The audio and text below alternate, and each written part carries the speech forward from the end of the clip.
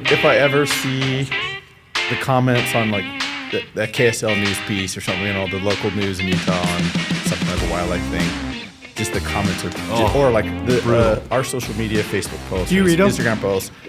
I don't know. Maybe if I'm feeling a little too good about myself, they're brutal. You need to be knocked down a peg. They're brutal. Yeah. It'll help keep you humble, man. I read it like, oh, these are so brutal. But the funny thing is, I've run into some of those folks in real life. Oh yeah. And talk for 10 minutes, and like, yeah, maybe we don't see everything exactly the same, but at the end of the 10 minutes, it's like, oh, he's a good dude. Yeah. We're all right. Like, okay, yeah, maybe I don't agree, but I guess I can kind of understand. It's totally different, completely different. It is two completely different worlds. Yeah. Online and social are two completely different And online, the guy's like just a total jerk, just brutal, so harsh. And then you talk to him for 5 minutes in real life, and it's like, oh, okay.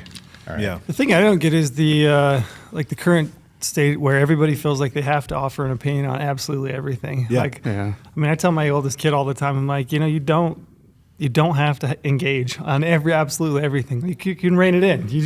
I mean, and he's not too bad about it, but I'm just like trying to teach him, like, listen, just because you have an opinion doesn't need you put it out there all the time. That's a good father right there.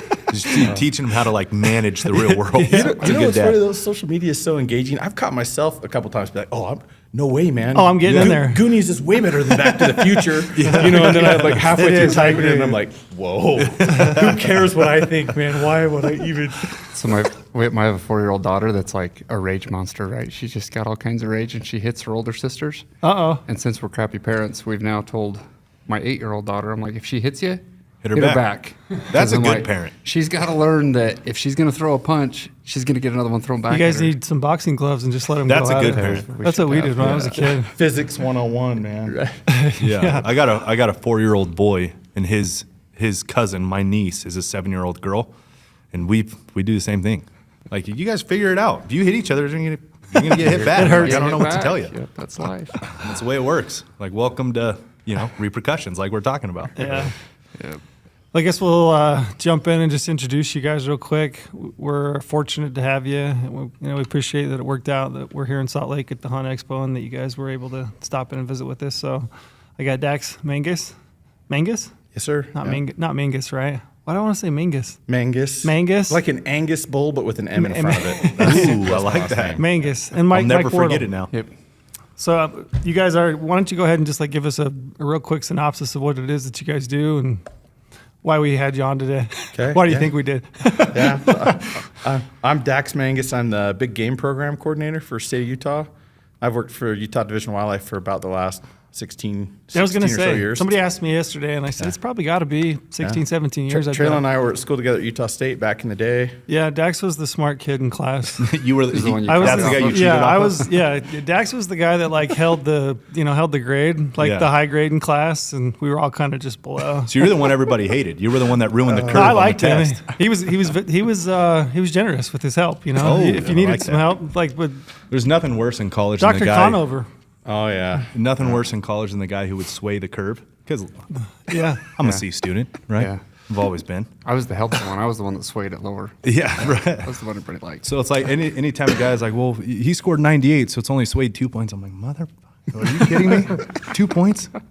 Yeah, but Dax and I went to Utah State together. Yeah, I think that's where we first met, right? Yep. Yeah, and then I went on just work for the Division of Wildlife. I did a master's study looking at elk on Deseret Ranch, a big ranch in northern Utah, and went to work for the division. I worked in the northeastern region for the last 15 years. I've been out there. I managed the Book Cliffs unit, and then I was the regional manager out there, and now big game coordinator. And just this last fall, I've been doing that big game coordinator job not quite a year now. This last fall, we redid our statewide elk management plan. Yeah. And I'm guessing that's some, and there's some big changes and some stuff that folks maybe would Be ready want. to be grilled on that. Awesome. Yeah, let's do it. What was your master's thesis on? It was on Deseret Ranch, and they fed a bunch of elk there in the winter, and we were trying to find ways to get those elk to disperse through habitat improvement, and strategic hunting, to get those elk to winter out on their own, to reduce disease risks associated with feeding, but also to try to keep them out of trouble so they weren't all going into Evanston or heading into haystacks and stuff. So it was a super cool project. I I shopped around a lot to find something. I wanted to do something specific to big game. There were a lot of sage grouse research projects at that time, and I was like, I got to do something. If I'm gonna go to this much school, it's got to be something I really care about. So yeah. I remember. Do you remember telling me at one point you were out there and you were watching a bull, like it was probably mid-March, and he picked his head up, and I'd asked you if you'd ever seen a bull shed. Yeah. And he said that bull like picked his head up, and he kind of turned. As he turned his head, the one just rotated and popped off. I still have that set. Do you really? Yeah. I tell that story all the time. It wasn't like a giant bull or anything, but it's the first bull I ever watched. He dropped the one side. I've never seen it. Then he kind of started trotting after he dropped the one side, and the other side fell off. And it's like a 300 bull, and I still have that set. I saved it. That's cool. Yeah, It's cool to see, though. I've never It's seen. awesome. I've never Yeah. actually seen one pop off. I've seen a deer shake his horns off. I've seen a deer pop jumping a fence, but I've never seen a bull. Yeah, that's funny. But I tell that story all the time. I'm like, oh, I know this guy that watched a bull shed, and because people ask, like, how does it work? You know, do they shake them off? Do they, pop off, fling off? And I was like, I don't know. This guy was telling me that the bull just picked his head up and kind of rotated it, and it just fell off. He turned his head, and the one antler just stayed. Yeah. And then it fell. That's what I remember you telling me. Then he kind of kicked a little bit and jumped a little bit, and the other side fell off. Yeah, it was awesome. Yeah, That's cool. Yeah. Why? I mean, have you always been interested in big game? I mean, mostly big game. Yeah, so I grew up, my dad loves shooting and guns. He's more of like a gun guy, reloader, and so we hunted, but I think for my dad, like the funnest part of the hunt for him was deciding which rifle am I gonna use, what load am I gonna work up. And we were kind of like probably the classic like Utah deer hunters. We'd drive around and we'd shoot like a 2-point, but I loved it. Yeah. You know, I thought it was awesome, and I look forward to it every year. And then when I moved out and started going to school, and I was actually in pre-med. I was like, really? I'm going to be a doctor. I was going to be a dentist. And then I watched. And look at you two now. This is great. Yeah, I watched the. He could have done it though. That's the difference here. I watched. I think the movie was Patch Adams, about some like dramatic movie about this doctor that helped all these people. And at the end of the movie, I was like, that's not my motivation. I'm like, why do I want to be a doctor? I'm like, I want to be a doctor so I can afford to like Go hunting and do cool stuff outdoors. So I switched my major to business. I'm like, I'll be a businessman. And then I hung out with all these guys in business, and all they talked about was money nonstop. And I was like, man, money's cool, but like for me, I don't really love the money itself. I just love what it lets me do. Yeah. And then one day I changed my major to wildlife, and I told my dad. And my dad has like a master's degree in economics, and he was a stockbroker and owns a business and stuff. And I told him I was going to be a government employee in wildlife, and my dad was like, So pumped. "Are you sure? Like I'm going to have to support this kid the rest of his life?" Or something. But now my dad's proud of me. you know, but- of course. But there was a moment there. My dad was like, "Are you sure that's what you want to do? Gotcha. Do you know what those guys get paid?" Which is sad, honestly. It's sad, right? Like there are certain, teachers is one, but I don't know. Yeah. We can get into a whole other Every job conversation has with its teachers. trade-offs. Yeah. And I've been able to do some super, super cool things, been part of stuff that I cared about and that I was passionate about. And that's worth it to me. And, I mean, I'm not the richest guy on the block or anything, but, we get by. I have 4 kids, and we get by. We haven't starved to death yet. I probably got to starve a little, So you make it work, That's you awesome. Make it work. Yeah. Mike, what do you? You're the biologist, right? Yep. Beaver District? I'm a district biologist. So I'm Mike Wardle. I live in Fillmore, and I cover like Fillmore Pavant, the Beaver, and the Fillmore Oak Creek units. So I've had a weird career in the agency. When Trail was with the division, I was a seasonal actually at that time working. Yeah, for that's Todd, right. Remember? Yeah, I remember that. And I started doing depredation work full time and started my master's degree then. And then I actually went and worked in the Salt Lake office for a few years as a coordinator. Do you have to have a master's to be in your guys' line of work? Do you have to? For the biologist biologist positions, positions. wildlife You do? biologist positions. I worked in somehow. I didn't have a master's degree, but then I had. That would have kicked me out immediately. I think from I ever. had 10 years of seasonal work with the Forest Service, and then I don't know. I just got lucky. There's Yeah. some paths into it, but nowadays I think it's been a while since we Yeah. had someone who doesn't have one or isn't enrolled in and like working on a master's. Yeah, I mean, I know the expectation is that you pretty much have to have a master's. Yeah, and I Interesting. got lucky because I didn't have one at first, but the state has a program that'll help fund your education and put you through That's to get nice. your master's. So Yeah. I've been pretty lucky that way. What did you do your Otherwise, I master's wouldn't on? have done it. So I'm writing my thesis right now, Okay. and I'm looking at factors that influence success rates for limited entry elk hunters. Oh, So that's interesting. yeah, That's What do very you- interesting. I want to dive into that. yeah. How much time do you spend on your thesis right now? Too much. Like how much? Honestly, like people getting their masters, whatever. Right I've never now- done it, obviously. Right now, I'm getting close to finishing up with like the statistical analysis part, and I mean, I'm probably spending at least half a day a week just trying to work through program R and stats, and Yeah. then starting to write. So Well, Mike, he's a district biologist, but he has an interest and he's good at it. And so we keep Mike involved in a lot of statewide level projects too. We probably don't give him enough time to finish his you know, everything he's got on his plate. But you know, Mike sat on our elk committee when we redid the statewide elk plan. Most of the committee are, you know, other partners and constituents of different interests. But we have one division rep on the committee, and Mike was our division rep on the committee. And he seems to kind of get put on a lot of our committees because he's a good, well-rounded guy. He's a sportsman. He loves to hunt, but he also understands the biology and that side of it, and he understands like what sportsmen want to see. But he ran our depredation program where we deal with landowner conflicts, and that's a real intense and very real pressure that I think a lot of sportsmen don't fully grasp and understand. Like we have a lot of obligations in state law to deal with depredation issues, and sometimes sportsmen see that and get really upset about it.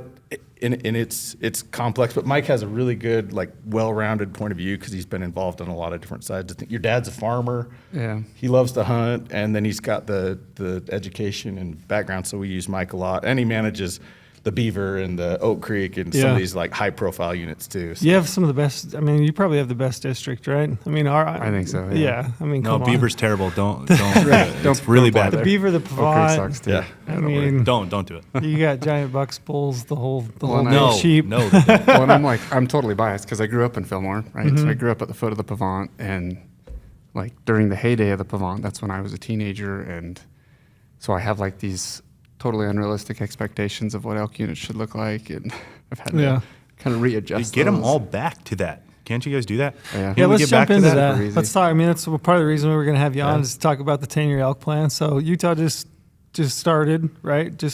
How is it signed? I mean, how does that work? Yeah, it got approved in December, early December. So the process, you know, we put this big committee together.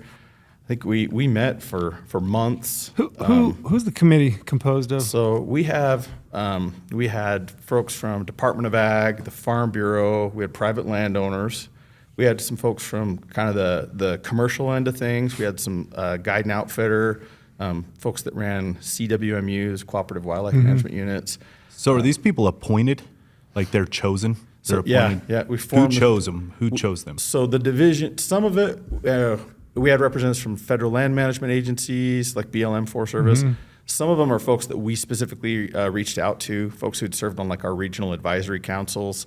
And then some of them we reached out to an organization or agency, and then they told us who the representative was going to be. Like we had Rocky Mountain Elk Foundation, Utah Archery Association, Sportsmen for Fish and Wildlife.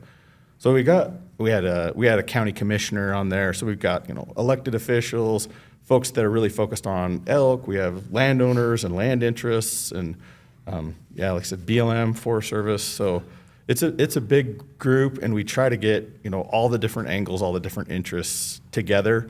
So some of the folks we specifically reached out to and invited to be on it, and then some of them were folks that got appointed by the organization that they represented. It must be like trying to put a pack of cats in a bathtub. Get all of them together and then try to get everybody like, on the spray same 'em all page. I with mean, that water. sounds like yeah. I mean, that sounds like an insurmountable task, honestly. We had a few meetings that went for like 4 or 5 hours, and at the end of the meeting, I left and thought, wow, we just accomplished nothing. Yeah. We just spent 4 or 5 hours, and I don't think we, but we did, because I think a lot of folks had something they needed to get off their chest. And so a few of the meetings, I don't know if we made a ton of progress on paper, but people got their piece. They were able to say their piece, and so then we could move on and start dialing into stuff. There's like an education factor too that has to take place in those first couple of meetings. I mean, we spent a lot of time hearing from researchers out of BYU, us presenting data, and like trying to get our everybody at licensing. the same level of education. Our licensing folks came and talked a lot about, we spent a few meetings just trying to get everyone up to speed on all the research we've done recently, looking at harvest data, draw odds, all kinds of stuff. Going into that process, who is it the division that kind of keys up the agenda as far as like what problems you're trying to solve for? And you kind of outline it for the group, and then as a group collectively, you're like working towards solutions to those problems. Is that kind of the take? So yes, but also in our first couple meetings, we said, what's working well with elk management in Utah? What's not working well with elk management in Utah? And the division, we had a couple things on that list, but it was also open to everyone else in the room for, if you got things that you feel like are working great that we got to double down on, or you got things that aren't working that we need to try to tweak. There's elk what in the are those field. things? And the division, we had some things on both of those lists, but also the other folks from the committee did too. Gotcha. And I was the chair of the committee, so and we had a facilitator there as well. And so, I would set the agenda, but we really tried to incorporate, what folks that were involved wanted to talk about. Yeah. What are some of the issues that people think that weren't working well? Like, is that process started to kind of work itself out, and you're working through, and people are talking? What are kind of the problems or the things that people are bringing up as saying this is something that we need to fix? So point creep was probably a huge one. A big one. Yeah. So And then- opportunity, right? Just the opportunity in general. Yeah, go ahead, Mike. You had a thought. I could see I it. was just thinking like that dynamic between quality and opportunity, right? Like sometimes those are viewed as mutually exclusive, and the committee really took a standpoint of wanting to have both, right? Because that's what, like, when we survey the public, Dax always says, we ask if they want bigger bucks or more of them, and they're like, we want more bigger bucks. We want yes. Yeah. And we all want to have Consumer 101. Everybody wants better stuff for less money. Yeah. It's like it's the age-old constant. We That'll did a never pu- change. We did a public survey. We reached out, and we had a social scientist that helped us write the survey questions and everything. And still, at the end of it all, the answer was people wanted more of everything, everywhere, all the time, and they want to be the only one out there when they're Correct. running. Yeah. It was like, okay. Yeah. And what's funny is Sounds realistic. we could have guessed that. Like Yeah. guaranteed we could have guessed that, and you guys did all the work to get there. we tried to dial it in and be like, well, what trade-offs are you willing to make? And so one of the things we kind of finally dialed in on was if folks, there are folks that are willing to accept a little more challenge in order to be able to hunt more often. And the committee, they kind of came up with this slogan. This wasn't the division or anything, it was the committee. They said they wanted to increase opportunity and maintain quality, which sounds a little bit like, how do you do that? And so that's why some of the stuff in the elk plan is kind of outside the box. Yeah. And I look at it more like I made the analogy a couple times. It's like it's like you go to a restaurant and we're not in and out. It's not like there's three things you can choose. You can get a burger, fries, or shake at In and Out. We're like the Cheesecake Factory. The menu's like 35 pages long. I love this analogy. And, This is great. And we got everything Must be from an lunchtime. early rifle hunt on the San Juan or the Boulder or something to an over-the-counter rifle tag in the Uintas.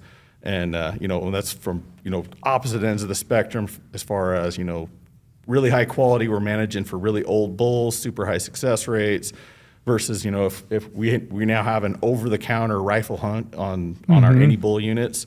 And it's after already the general season archery hunt and then a full week of limited any bull hunting, and if you can kill a bull on that hunt, holy smokes, man! Yeah, you've done something. We know it's going to be super hard, and it's not for everyone. And we're trying to kind of fill in the gaps in between there. So if you're willing to hunt with a bow or a muzzleloader or during not the best dates, maybe you can get a tag without having to wait 2 or 3 decades. So I would assume you said point creep being brought up. Is that probably the most widely, the biggest complaint that people have across the board is that point creep, they just can't get a permit, not enough opportunity.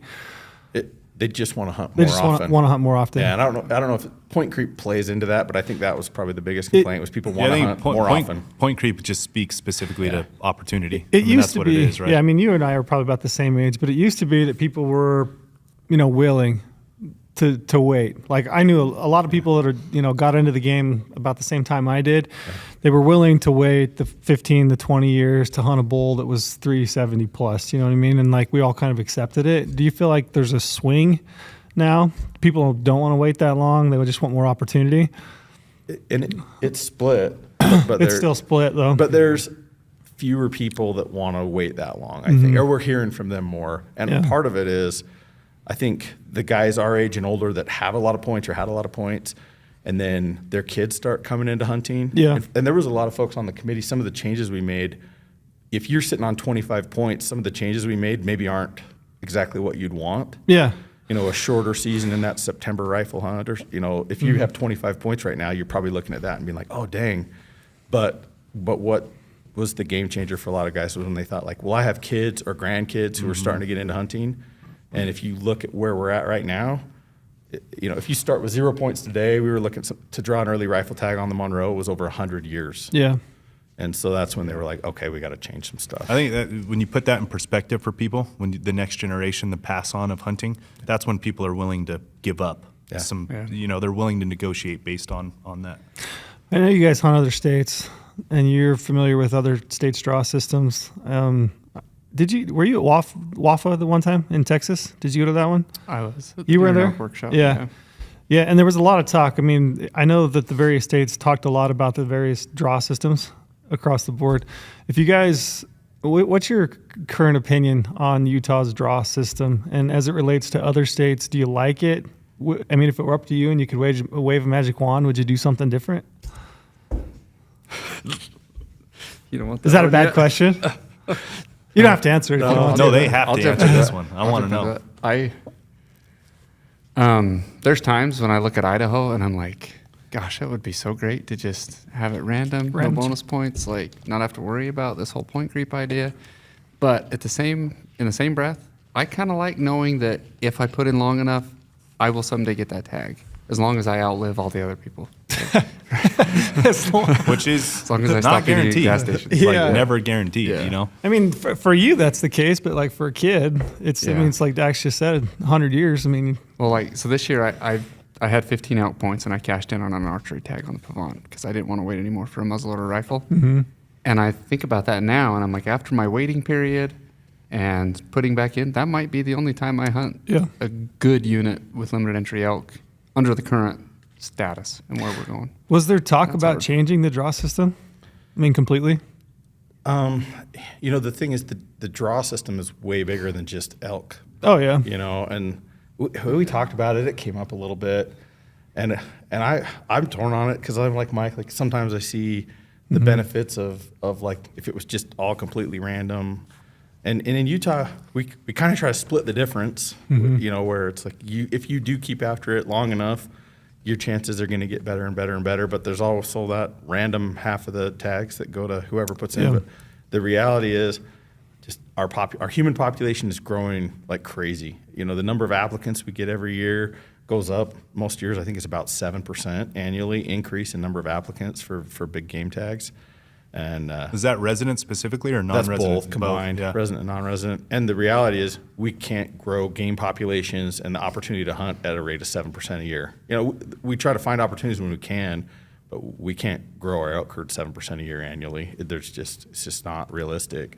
So it's going to get harder and harder to hunt by creating some of these kind of more outside the box ideas. Some of the things we did, it gives you more options. But if you're dead set on like a rifle September rut hunt, you're going to be waiting a long time, or you're going to have to just get super lucky. Yeah. And I don't know if there's a solution to that or a way around that. The thing that interests me, let me move my mic over here because Renzo and I are sharing. We're sharing.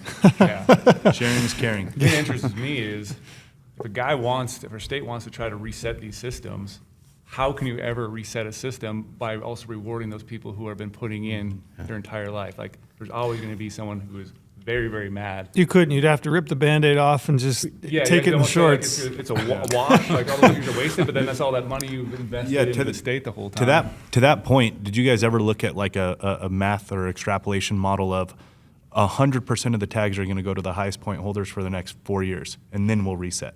So at least you can get like those people out and maybe service some of those people that have 25 points, been doing it for a long time, but then you have a great reset. Like, have you ever? We looked at it. There's so many people with a lot of You would points. never we hit. couldn't do Couldn't it. do Yeah. it. And I think a couple years back, we even took around through our public process, all our public meetings, a proposal to change the splits of right now it's 50-50. 50% of the limited entry permits are drawn from amongst the folks that have the highest number of points, and the other 50%, random. it's like weighted random. Yeah. And we proposed changing that to give more of a higher percentage of the permits to people with the maximum number of points, and it was like soundly rejected through the public process. Yeah. Yeah, because people want the random chance. Yeah. Yeah. And so we're kind of in this You're place. stuck. We've had some pretty intense internal conversations. Like, is this something we could do? Like, could we merge the point systems for deer, for example, between general season and limited entry? And as a hunter, you can see how that could be beneficial in some ways. But then as an agency where we serve sportsmen, that's our job. It's number one to manage the resource well, conserve the resource and manage it wisely. And number two, it's to serve the citizens of the state of Utah and folks that want to come here and hunt. And and some of our folks are from like a customer service standpoint. It's like we can't do this to our folks that have invested in the system for all these years. And so we've gone through the pros and cons and looked at it pretty hard internally. And Did you look at a system entirely like Nevada, so I'm a resident of Nevada, have been my entire life, and having a weighted 100% weighted bonus. So when we look at the data and produce our draws and all this stuff, we find a lot of individuals between 4 and 8 points are drawing a lot of tags. So you have really good opportunity. I'm talking sheep tags. We're talking elk tags, like very high end tags. And obviously, it's mathematically that's where most of the people sit is between 4 and 8. But as somebody with 15 points, I have 15 points for sheep. I drew my elk tag with 12 points.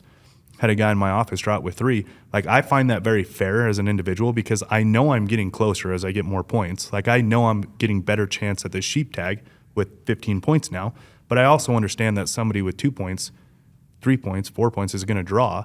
And I think it's a fair trade-off, as an individual. yeah, no, it's interesting because, like on one side of Utah, we got Colorado that's essentially straight preference. Yeah. And then on Nevada, it's squared, Straight bonus, points yeah. squared. Yeah. In Utah, we've got, half hybrid. half the straight preference and half is a weighted random, but it's not squared. It's just linear. Yeah. So I don't know. There's a ton of pros and cons. In Idaho to the north of us is totally random. Do you think, I don't know. going back in time, do you think if we all had, the foresight to know what this would turn into? I mean, do you think we all just should have went random? It probably Like a New Mexico system where you get totally random and 3 choices? it might look different if we went back. But, it's interesting. I'm invested in it enough now. I have enough points that I kind of want it to stay as me individually as a person. I'd kind of like it to stay how it is. Yeah. But if I had 0 points and I was just getting into hunting, I might be like, oh, this is horrible. So I don't know. We probably just wouldn't have started the R3 initiative, right? Where we're like trying to recruit hunters. It's one of those kind of things. I don't know if there's a right answer and a wrong answer. I think there's just different ways to approach it. Yeah, no right or wrong. It's just all different. Yeah. And, Some people are going to really like one way. Some people are going to like another way. And, I've always wondered too, like, if there's a way we could get all the states together, all these smartest people around. Like is there tags? something? Yeah, is there something we could potentially think of that could make it fair? Like, every time you apply and don't draw, you get -2. So like, why would you want to shoot for the stars every single time? So you're getting minus a couple bonus points until you get reset down to 0, and then everyone's at 0. But it like makes your strategy different. We have to think about what you're applying for. Like, is there a way to Remind me, make it Trevor. somehow fair to the people who've been applying for a long time, but also reset the system? Well, that's kind of what that meeting was at the Deer and Elk Workshop. Like, Trail came, you presented all the different methods, Yep. right? And then didn't we have a panel discussion with a bunch of different state representatives? Yep. And they were all like the DAXs of each state. You know what I mean? Yeah. And It sounds like this is a job for Elon Musk. that's what we need. Like, There right? we go. Like, we need this guy to become a hunter, and he'll figure this shit out, guaranteed. or some really brilliant AI or something that Yeah. Elon programs. Yeah. Elon is AI. Yeah. He's the human form of AI. We need the Tesla of point programs. That's it. Yes, we need Well, this guy to figure it out. I mean, you guys are the professionals at looking at all the different point programs and draw odds and across all the different states. And you guys ought to be putting on workshops for all the state fish and game folks and all the different commissions and wildlife boards. Well, it's a out very there. good point. And like you're saying, you're surrounded by all the states are entirely different. Yeah. Our take on it is apply in all the states because they all have their pros and cons. So like the thing that has changed on our side of the like from us as hunters who live it, breathe it, try to digest it and have our own strategies and produce, articles and content for other people to build their own strategies is it's never been more apparent than now to hunt as many states as you possibly can. Now, granted, it gets into a financial discussion, which we've had before, of how do you apply for as many states as you can, as financially responsible as you can. But like that is the game now. Is you have to hunt as a resident and non-resident in multiple states. Whatever that is for you, you got to figure it out. You have to take advantage of each state's opportunity of their system, right? Which Utah has some, Idaho has some, the random, and Nevada has. You got to take advantage of it. That's what's changed. And you guys do that a little bit, I know. I know you guys hunted out of state some too. If I want to hunt every year, and so you got to cast a pretty wide net. Exactly. Nowadays, last year was the first year in I think almost 20 years I didn't have a deer tag in Utah. Yeah. Because I would rather hunt a really tough unit than not hunt. I'll and that's what I did last year. I had no points, and I looked like, what's a unit I can draw with no points, and I put in, and I think. Like out of the hundreds of people that put in, there was like 17 who didn't draw, and I was one of those 17. You're one of them. But it was sad for me. I was really sad that it was the first year I didn't. And Idaho's changed all the. Idaho used to always be my back pocket deer state, and Idaho's changed everything. Their tags sold out on December 1st in a couple hours or whatever. I'm like, man. So I hunted elk and pronghorn last year. Yeah. I didn't have a deer tag for the first time in 20 years, and it was sad. It's a Yeah. bummer. It is a bummer. It really is. So So that's where like cast a wider net, right? Start looking at Colorado, Yeah. start looking at Wyoming, Nevada, all these other states that are, somewhat close to you. Yeah. That's what's changed. Is having to do that now. I didn't draw Colorado either. Yeah. Have max points in Wyoming, and I sat on them. Maybe I need it. See, There you you could have go. had a deer tag. I'm gonna burn them. I got to get them burned now before they Yeah. change. I know. Too much. I got a guy who's looking for a party app. I got some spots. So going back to the elk plan, we kind of identified the point creep, people opportunity. So this 10-year elk plan, this will go into effect and run through 32. Is that right? 2032? Yeah. Is there an easy way to recap exactly what is the change? Yeah, just, so just that's like what- a that's clear, what I was gonna get What is into. the clear change? Yeah, if like, there's what- any what easy are the way to biggest say that, what changes? is the change? Okay. There's kind of a lot, but I'll try to boil it down.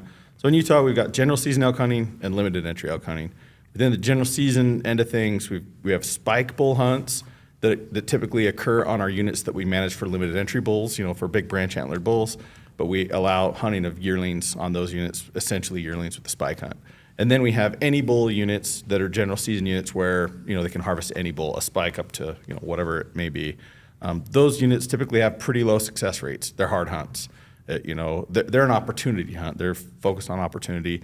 The big change that we made there, our general season elk tags, they have a quota, an overall quota. We sell up to 15,000 spike tags, and then 17,500 any bull tags was what we were selling. And that any bull, the rifle portion of the any bull hunt was a 13-day long hunt, and we split that into 2 7-day rifle hunts. So it occurs during about that same time frame, early October. It's now 2 7-day rifle hunts. The first hunt has a quota of 15,000 that are available. The second rifle hunt has no quota, so it's unlimited. So that's probably the biggest change with general season elk hunting. So, and part of it is our archery hunt is unlimited. There's no quota there either.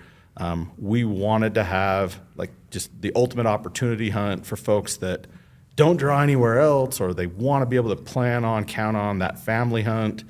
And so that's that second any bull rifle hunt. And those tags have been selling out just quicker and quicker every year. Ever since COVID, they sell out. It used to take weeks, even months for those tags to sell out.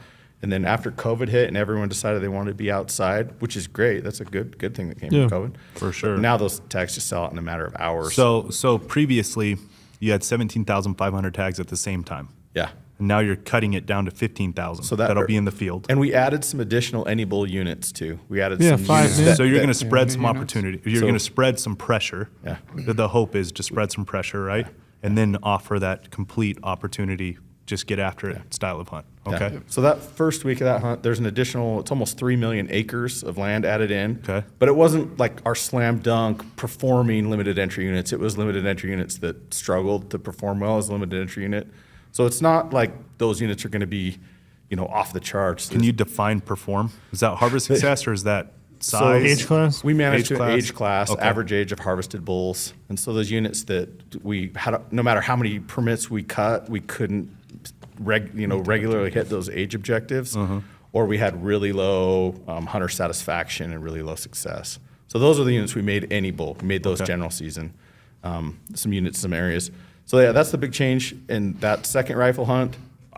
I've had a few people be like, "That hunt sounds horrible. I would never want to do that hunt." And I'm like, it's not for you then. That's not the right hunt for you. Yeah. It's probably going to be crowded. I would guess success rate might be in the single digits, but Yeah. I would take that tag over not having any tag. I agree. Gotcha. Being out of Nevada, I'd pick up that tag every year. I had an opening. Yeah, why not? So that's the big change with general season. That's probably the biggest change there in general season. What about limited entry? I know a big one. I've had many text messages from buddies saying you guys are going to destroy the age class in the state. So it sounds like we've lowered age class objectives across the board. Take it, Mike. Tell them about it. Yeah. So I'll let you talk to the more controversial. Give a quick rundown on how you have previously managed limited entry units for age Yeah, class like and how that what's process the quick works. change? Like, what is the quick definition of the change? So we used to manage 7.5 to 8 year old. We had units where the objective was an average age of 7.5 to 8 year old bulls in the harvest each year, Based on a 3-year average, based right? on a 3-year average. Yep. And then we had units that were 6.5 to 7, and 5.5 to 6, and 4.5 to 5. And average age, we view it as kind of a surrogate for like bull density, right, or the number of bulls that are on the landscape. So in theory, as you get up higher in age class, there's more bigger bulls available for hunters. And we had different units within those 4 categories. So the 7.5 to 8 year old age class, we actually got rid of that, and we're now managing those units for 6.5 to 7. And then the ones that were at 6.5 to 7, we bumped down a half a year, so they'll be 6 to 6.5. And then the 4 and what did I 5. just screw myself up? No. So the the 5.5 to 6. 5.5 to 6. We left alone. We left alone because those units seemed to be working really well. That was like the manti, the Fish Lake, Wasatch. Like they were units where we were still able to give a lot of opportunity, but still seeing quality animals taken.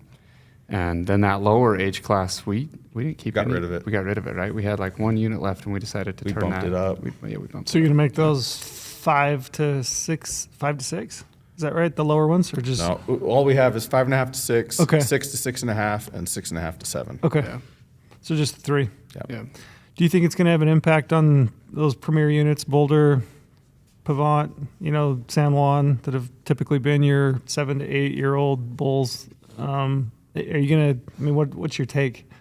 Do you think that trophy potential is gonna tank? Yeah. So I get a ton of calls about the beaver right now over this, and so I'll give you my 2 cents. My opinion is I think people are going to see an impact on the quality on the beaver, but it's not all about the permit numbers. I think that there's much bigger issues on the beaver with population demographics, looking at within your population, how many bulls do you have, how many cows do you have, how many calves, right? On the beaver right now, we have a ton of bulls, very few cows, and so our production is really slow.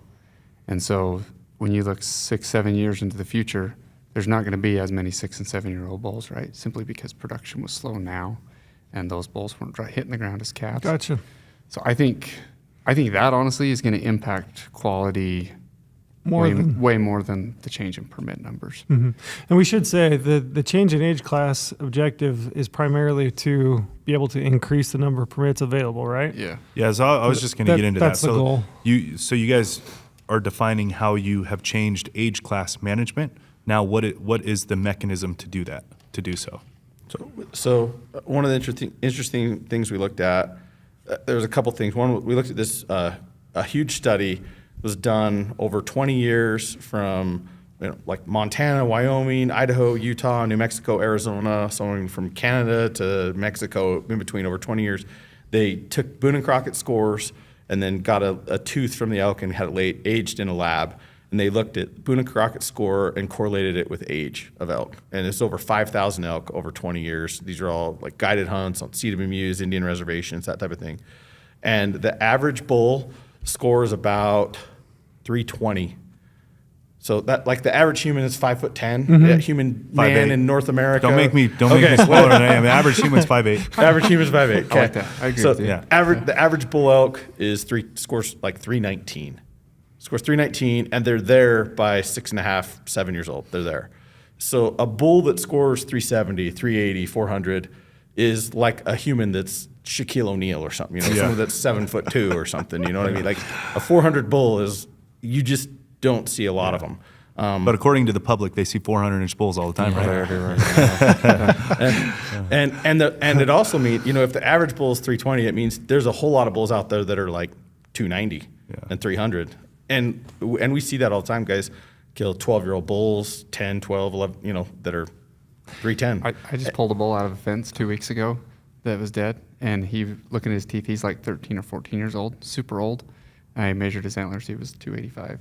And so what Mike said is really important, that the managing for the average age it's really a measure of how many bulls are available on the landscape, more so than the quality of the bulls. More so than the correlation to the score. Yeah. And so by lowering the age objective, we'll be on a stable unit. By lowering the age objective 1 year, you can increase permits 50% and hit the new age objective. And that's a legit math model. Like Yeah. you know that. Wow. Yeah. I sat down with our the smartest math guy in the division with Kent Hershey and was like, Kent, let's work through that. Yeah, no, and we're not going to do that overnight. We're not going to recommend an increase in permits, 50% overnight. And we made some other tweaks too to some of the season dates and the weapon splits that'll also affect it. Let's talk about that too. But one of the things we're looking at is units like the Manti, the Wasatch, the Fist Lake, there's still good bulls that come off those units. Mm-hmm. I would so happily take any of those tags and so be what pumped about them. Like honestly, yeah, I hunted the Manti this year. We're shifting our management a little bit more towards that type of a unit. And as a hunter who's chasing these tags, I would be ultra happy with that. Like of course everybody wants to go find the 400 on beaver and Pavant like it is now, but I would gladly take more opportunity like Fish Lake and Manti. Glad as a hunter, Yeah, it's interesting. It's a value judgment, and everybody's is a little bit different. I mean, because I know there's guys that unless it's a 360 or 380 plus they're bull, interested. they're just not even interested at all. Yeah. The thing is though, there's guys that kill 360, 380, 400-inch bulls on the Wasatch or on the Manti every year. I mean, it happens. Yeah, for sure. And there's a shack in every unit. Your likelihood of finding those Shaquille O'Neal bulls or whatever is higher when you have more animals. You know what I mean? Your likelihood of finding a 7-foot tall human in the greater Salt Lake area is probably a lot higher than if you're in rural Utah. But there's a Sean Bradley every once in a while that pops up in rural Utah. I love this analogy. Yeah, that's great.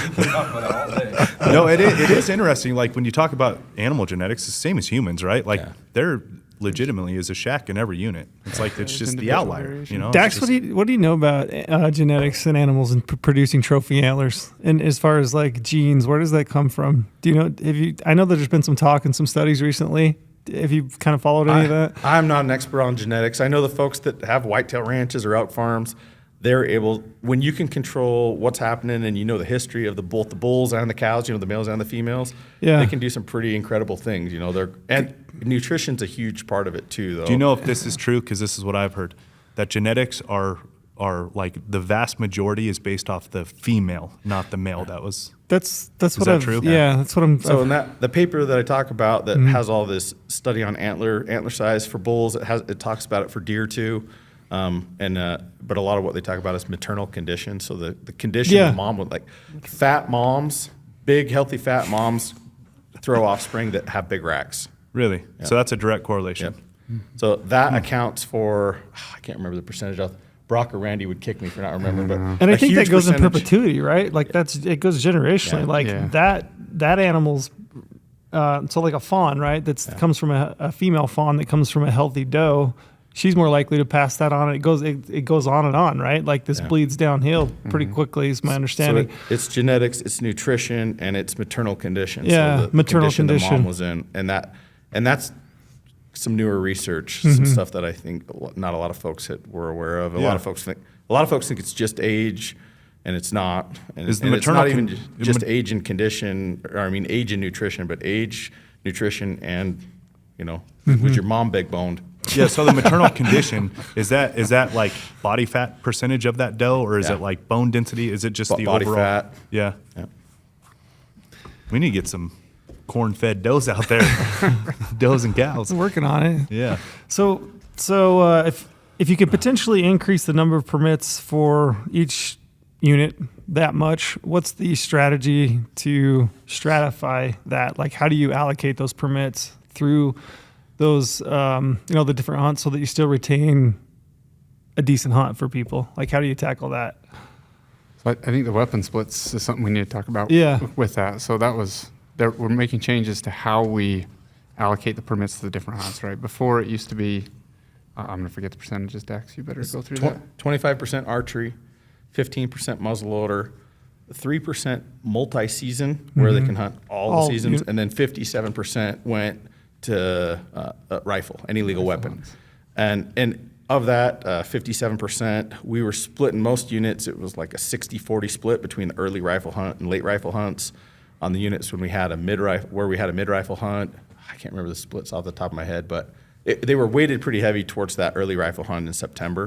The new splits are quite, and this was interesting because this is social, really, and we looked at it, and 80% of the applicants apply for rifle permits. But we kept the overall splits the same. So 25% archery, 15% muzzleloader, 3% multi-season, 57%, were for any legal weapon. But we split them out. So of the overall numbers, it's going to be 25% archery, 15% muzzleloader, 10% early rifle. And it's a shorter hunt. It's only 5 days in September. So that rifle rut hunt is only 5 days, and it's only 10% of the permits. Then 30% of the permits are going to go to the mid-season, which is early October, so it's maybe tail end of the rut, kind of getting into post-rut, and it's on top of spike hunters, so there'll be other folks in the field with you. And then 17% to that late hunt. We're still doing a late rifle hunt? Yes. Do you see that going on? Because I know there's been a bunch of talk, specifically for units where I'm from, the Dutton, some of those units that seem to be more susceptible to like late season, harvest. Essentially, like the Dutton, a lot of people would take the late tag over some of the early tags just because it's so open and glassable.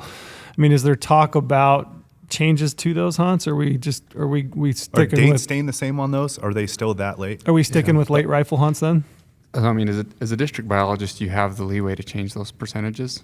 So like on the Dutton, the biologist there can make a recommendation to push more of those permits into the midseason.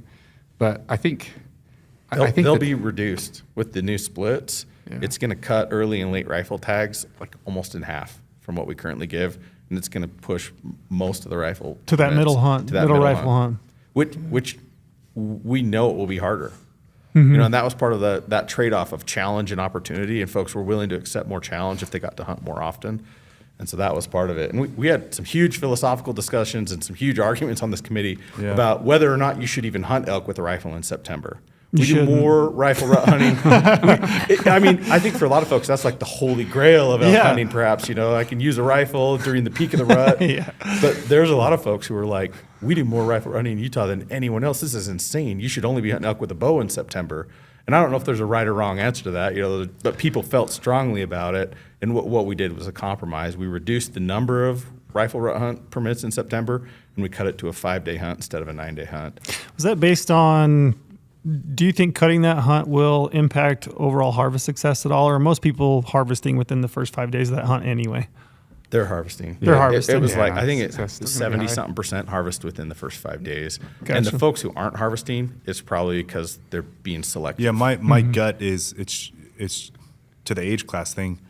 You're going to kill that 340 bull on the second day instead of passing them now, looking for something else, knowing you had 7 more days left. It probably won't reduce harvest very much, but it'll reduce selectivity. Yeah. Hunters will probably be a little less selective. Exactly. Which isn't a bad thing. Yep.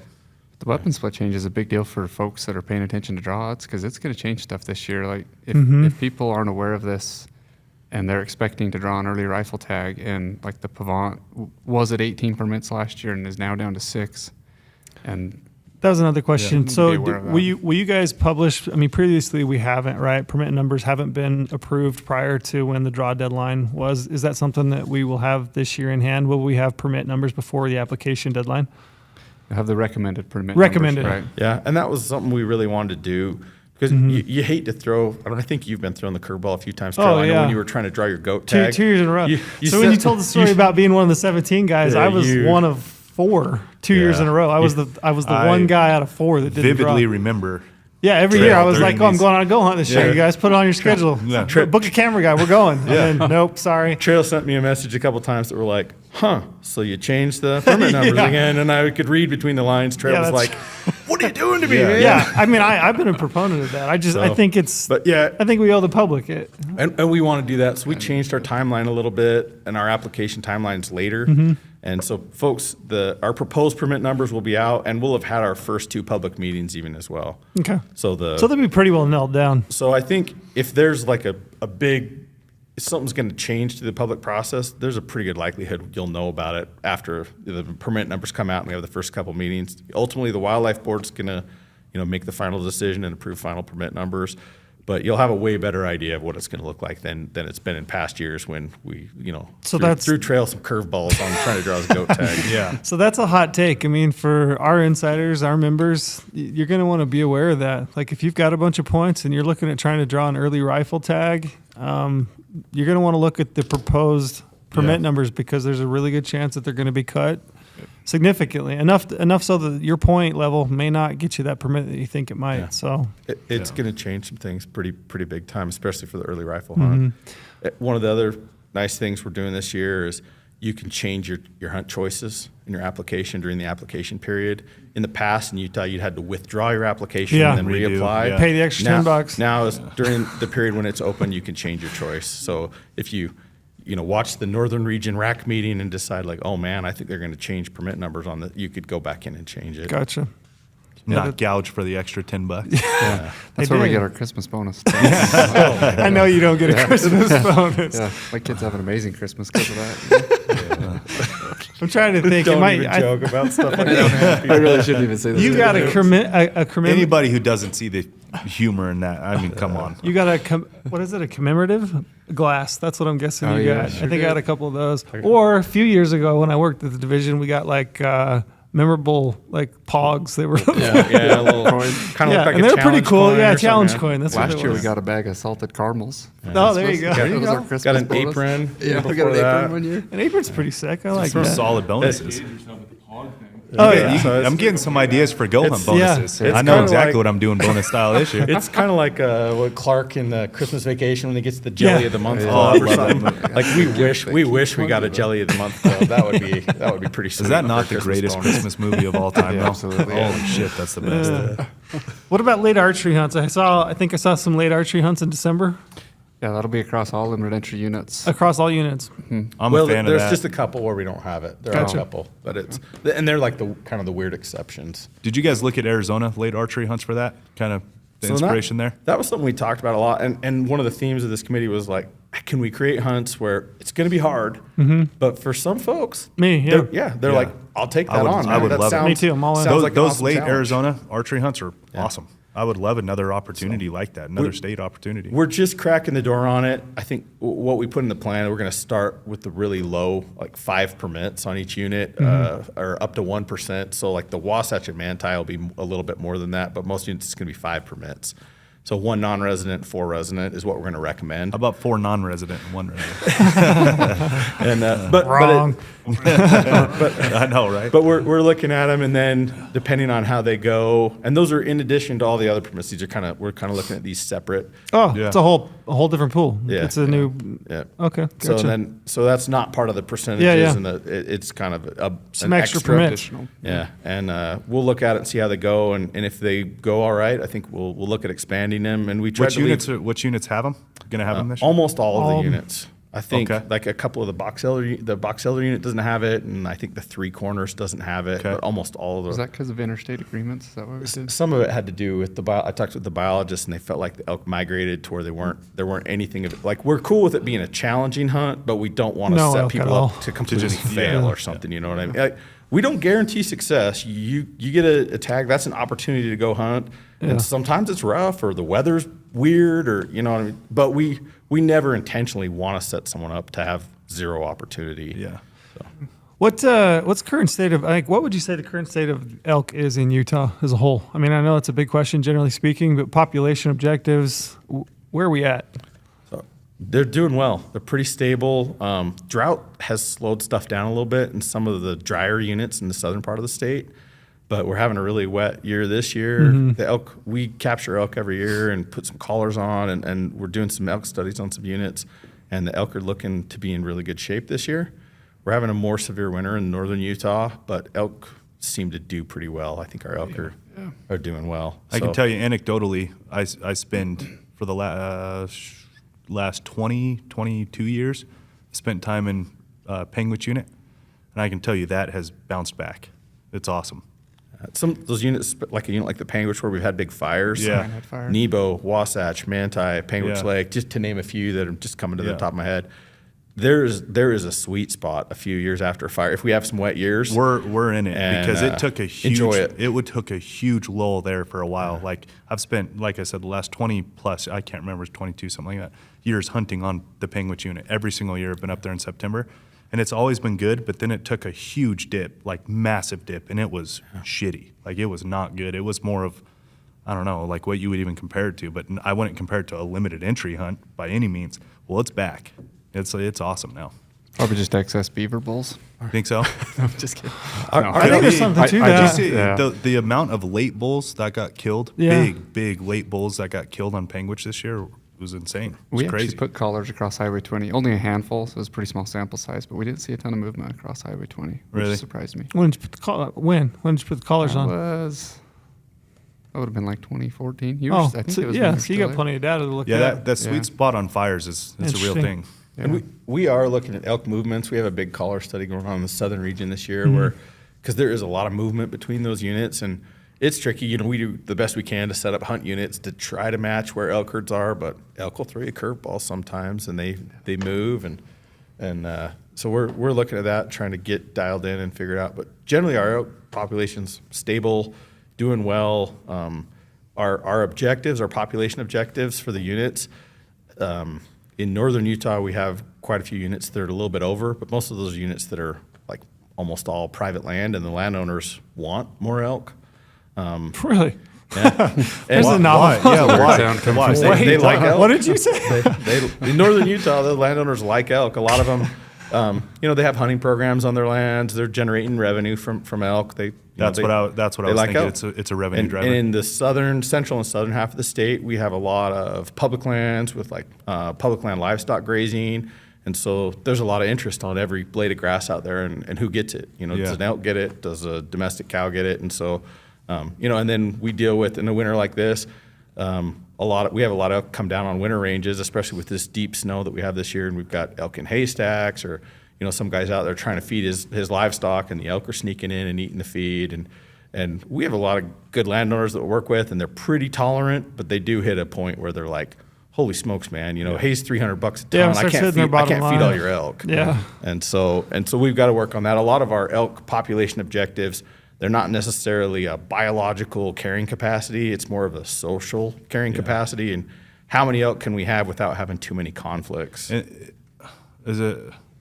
With the role of elk, like just the health of elk populations overall, what role do landowners play, do you think? It's pretty significant. Elk spend a lot of time on private land. Even Yeah. on units that don't have a lot of private land, they spend a lot of time on private land. Yeah, so we deal with it all the time because our product and what we do is primarily DIY public land. That's what we try to facilitate. That's what we stand for, is the opportunity of public land hunting, fair chase public land animals. And there's always a rift between like hating landowners because you can't hunt their land, and that's where a lot of the animals are, but then also understanding it from a higher level of the role of importance they play in the overall health. And I think it's a lost understanding a lot of the time of like exactly what it almost acts as a preserve, right? I say sometimes it's a sanctuary. for Yeah. it, too. So it's a necessity be helpful. in animal health, would you say? Yeah, it's important. We have, I think the contributions that are made by private landowners are huge. They help a lot. And we have programs like that CWMU program. We have the Landowner Association program. We have our depredation program where we compensate landowners for loss.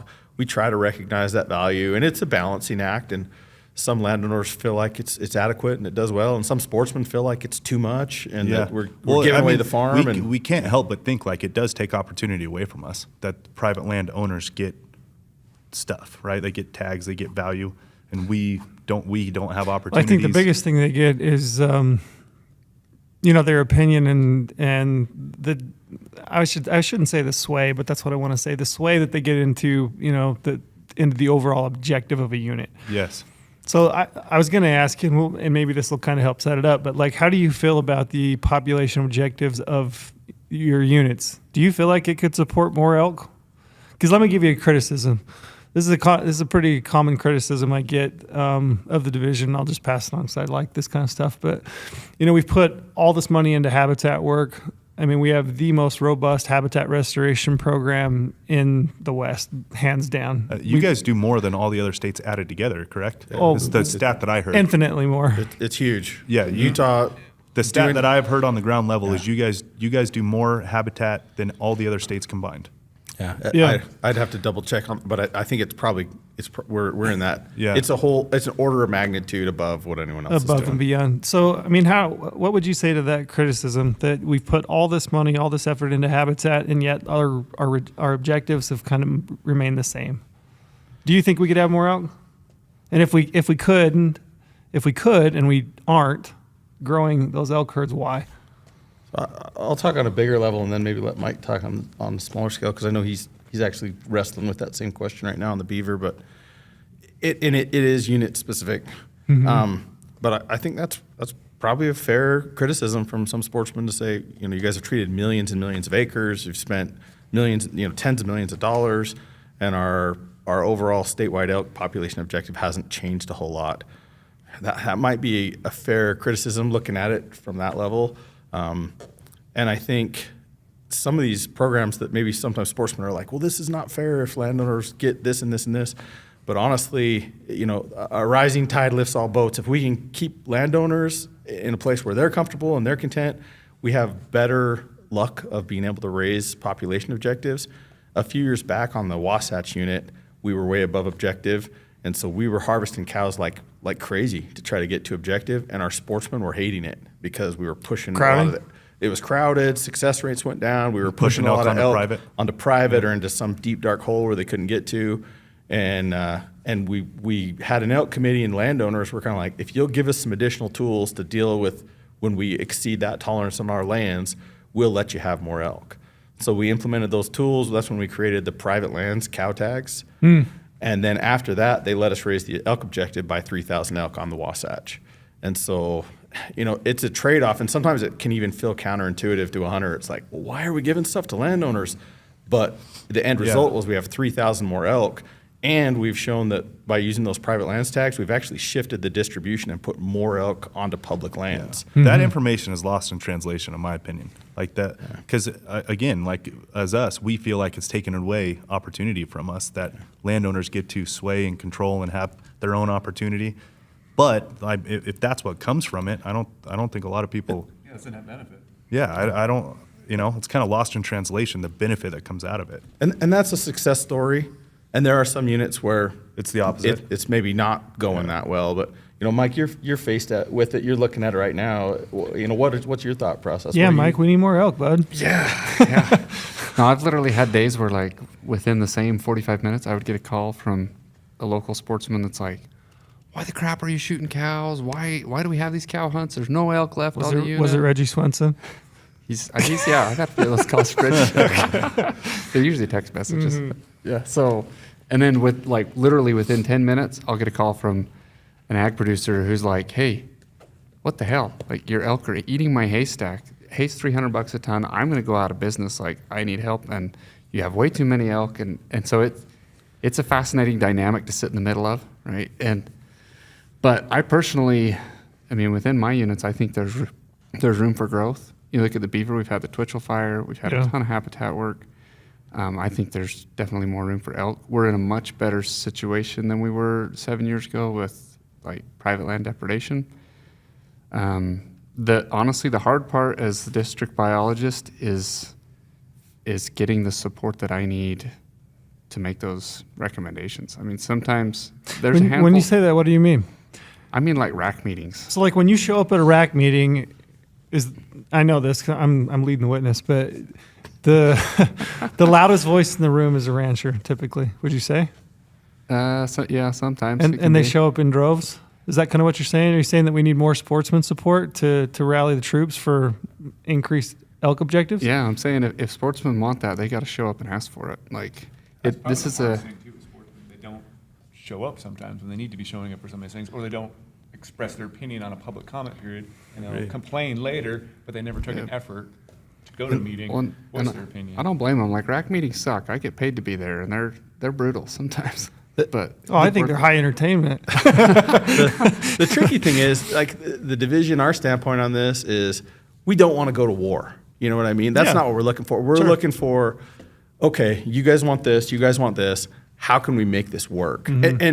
And sometimes I'm tempted to go to war. Sometimes it's like, no, this guy's wrong. Let's fight him.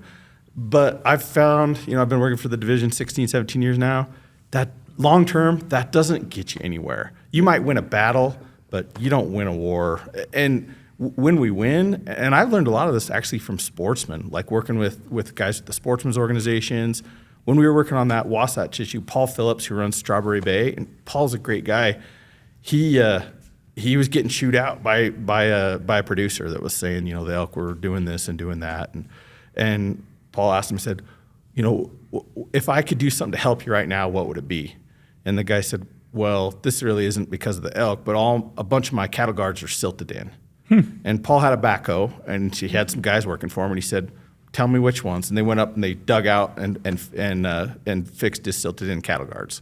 A couple months later, same guy comes back into the marina and goes, you know what? I haven't been seeing that many elk up there. Maybe we ought to have a few more.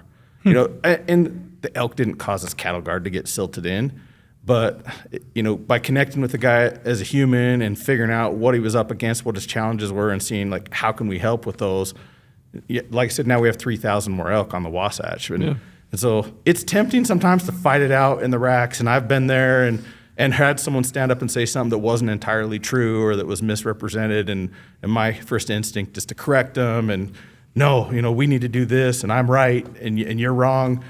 But the reality is, and what I love to do is get more sportsmen involved like Paul Phillips was and find out, what are your challenges? How can we help you address those challenges? And then here's my challenge. I want more elk. How can you help me address that? Yeah, not just be a loud voice, but help. What does the Porter always tells me? Don't just come to me with a problem. You have to come with me with a solution as well. It's the age-old saying. If you're an adult, you can't come with a problem. You got to come with a solution as well. Let's work this out. Like if you have a problem and you understand, you know exactly what your problem is, start with just a baseline solution and let's work on it together, right? Yeah. Like that's what it takes. But we do need sportsman support, but not just to fight. We need sportsman support to find solutions. Yeah. There's an individual landowner on the Beaver who used to be a really hard landowner to deal with. Had a lot of elk on his property, and most of his complaint wasn't about what the elk were eating. It was just his fences. He was sick of maintaining his dang fence all winter long to try and keep his cows in because the elk would break through it. And similar deal, a local sportsman reached out to him to the point where he was like, hey, can I just have access to your property to go check your fences? And he just started going and maintaining his fence every couple of weeks. And most times it was just a quick drive around and he'd fix a fence. And that landowner is way better to deal with now. Like That's a cool story. It was That is good. a cool story. I think like the rack meetings are one thing, but like Dax is saying, I think Being a part of the solution. Yeah, and living in these little communities, like the sportsmen know the landowners better than like the division does, right? And they're in a better situation to build those relationships than we are. Sometimes it's hard because we're the big bad government, right? In small southern Utah, we can be viewed badly, but the people that are in those communities, You guys aren't the Oregon or Colorado government, so you guys aren't that bad. like, And I think we can do better too at helping to try to facilitate those types of solutions. I think it's something that we can try to work on and find answers to. And sometimes you deal with someone who's just unreasonable, and there's no way around it. And that happens on the sportsman end of things, Both sides, as much as it does on the on a ag producer end of things. Yeah. For sure. Yeah, but we need to communicate, get folks involved, support at rack meetings, and support at finding solutions. That's the kind of thing that can get us more elk, and we want more elk. If we can do it responsibly, we want more elk. And Mike's looking at it on the Beaver, and I hope you can find some solutions and get there. And because we've done a ton of work. There's biologically room for more elk on a lot of these units if we can figure out how to solve some of these hotspot problem areas where we have problems. Yeah. That was the interesting thing when I worked for the division. I mean, you go into those positions and you think that you're going into an organization that's going to be largely, your job is going to be dictated by science and biology and studies, and you're going to do all these things for wildlife. But the reality is that so much of your guys' job is social management. I would say, what would you say the percentage is? How much of your job is biology and how much of it is social management? I hate to even admit this, but you're right. Honestly, so often what we're doing, changing splits for how we hunt bulls or looking at buck to doe ratios and deer, the biological sideboards for that are really wide. And there's a lot of potentially right answers in between those super wide biological sideboards. And I bet I spend 90% of my time working on stuff that's probably social issues and balancing different, interests and preferences. And I think guys like Mike get to spend more time recovering callers and working on collecting biological data that we use to inform decisions. So I think Mike probably gets to spend more time working on actual biology, and I probably spend way more time than I care to admit dealing with, social issues and trying to balance out different demands. I saw within the press release for this new elk plan when it came out, kind of towards the bottom end of it, you were potentially going to reconvene and look at technology in hunting. What specifically are we looking at? Are we looking at muzzleloader scopes? Just, is there other technologies that you're aware of that we're thinking of addressing? Yeah, I've been the note taker for that committee actually. So I don't play a huge role, but I sit and type in the background, and it's an interesting committee to sit and listen to. Yeah. They've talked about a lot of stuff. They've talked about two-way radios. They've talked about hunting clothing. They've talked about Hunting clothing. It was like a 10-second. We're going back to the loincloth. Right.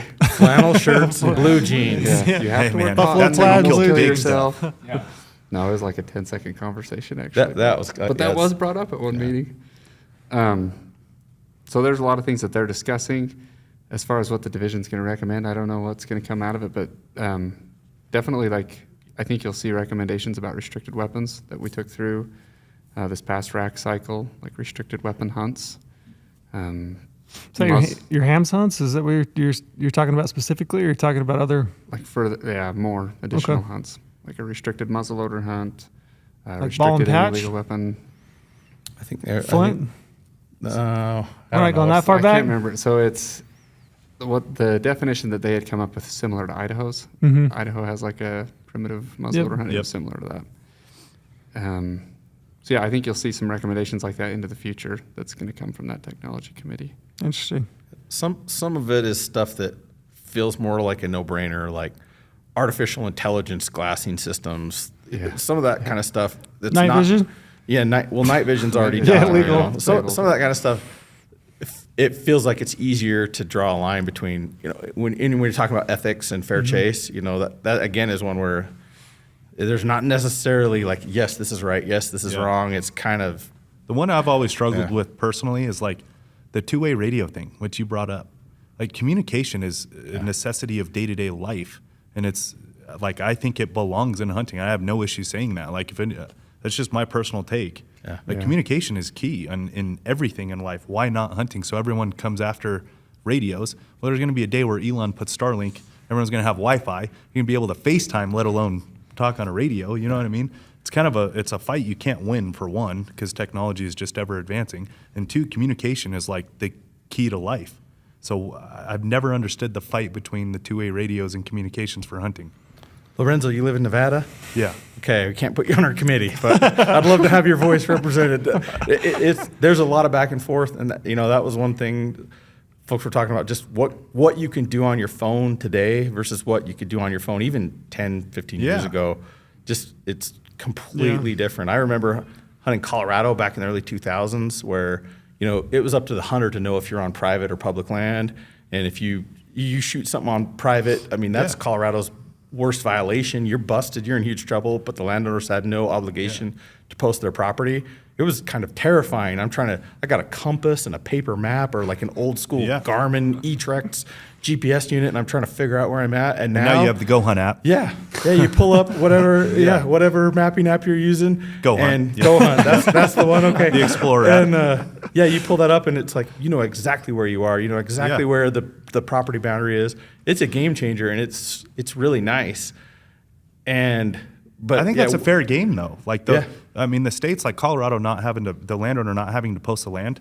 You got to have one or the other. You have to have technology that Oh, I would say allows that's the a major hunter benefit to the use state. every inch, centimeter, millimeter, whatever Yeah. you want of the land that is usable to them. And then also the landowner, you know, he's bought, paid for, pays his taxes, all that. He deserves what he has too. There's got to be a give and take on the technology available to allow the hunter to do what they do and the landowner to do what they do, right? There has to be the give and take. Yeah. No, but all those things, you know, that feels like a no-brainer, right? Like, okay, well, this protects private property rights. It makes sure hunters don't make mistakes. Like, this is great. And then you start getting into like, okay, well, if I look through my binoculars and it will give me a GPS readout that texts to your phone so you know where to go. And like, well, that'd be really helpful too. But then some folks are like, well, but that's too much. Where you draw that line is really hard. Yeah. And I don't know if there's right or wrong answers, but there's strong opinions. Yeah, I think it's when you get into fair chase. So like that's navigation to me. I think technology should be able to do everything for navigation and logistics. You know, because that's Safety thing, too. yeah, it's safety Yeah. and it's day to day. It's just a part of life. You can't win in technology war. That's just a part of life. It's getting better all the time, and navigation, logistics, all these things, directions. This is you can't beat that. When it comes into fair chase, which is like, you know, nighttime with animals. Yeah, Thermal. night vision, thermal. Pretty clear to me that like humans can't see at night, they can. Pretty fair. Like that's fair chase. That's their getaway, and you have to go find them. Yeah. If you Well- sit on them overnight with heat vision or whatever it is, not that fair anymore. Like you took one up on them. Yeah, when night vision went through, there was not a lot of discussion about night vision, but it went through at the same time as some trail camera regulations. And the trail camera regulations, holy smokes, Yeah, man! that one Like got hot. I saw people who are best friends about getting fist fights with each other. Yeah, that one- about what I we don't do in understand trail the got trail hot. camera one either. So there's some strong opinions when it comes to technology regulation. It's a tricky one. Now, And, the data that I have seen, and I'm not smart enough to truly understand what it is like you do, but the data that I have seen on, you know, trail camera pressure through times of drought and like pushing animals off a spring, I totally get that. I get that data. But then there's also the backside of that where the amount of sportsman-led information found through their own trail cameras, right? Like migration patterns, how far deer will travel for water, all that, and sportsmen having that, and they paid for it. They put the hard work in, and biologists have had the benefit of that. Like, I think trail cameras are a good thing. It's just the data to support like the pressure of drought. And, I mean, that's a tough one, but I do think they should be allowed. My personal opinion.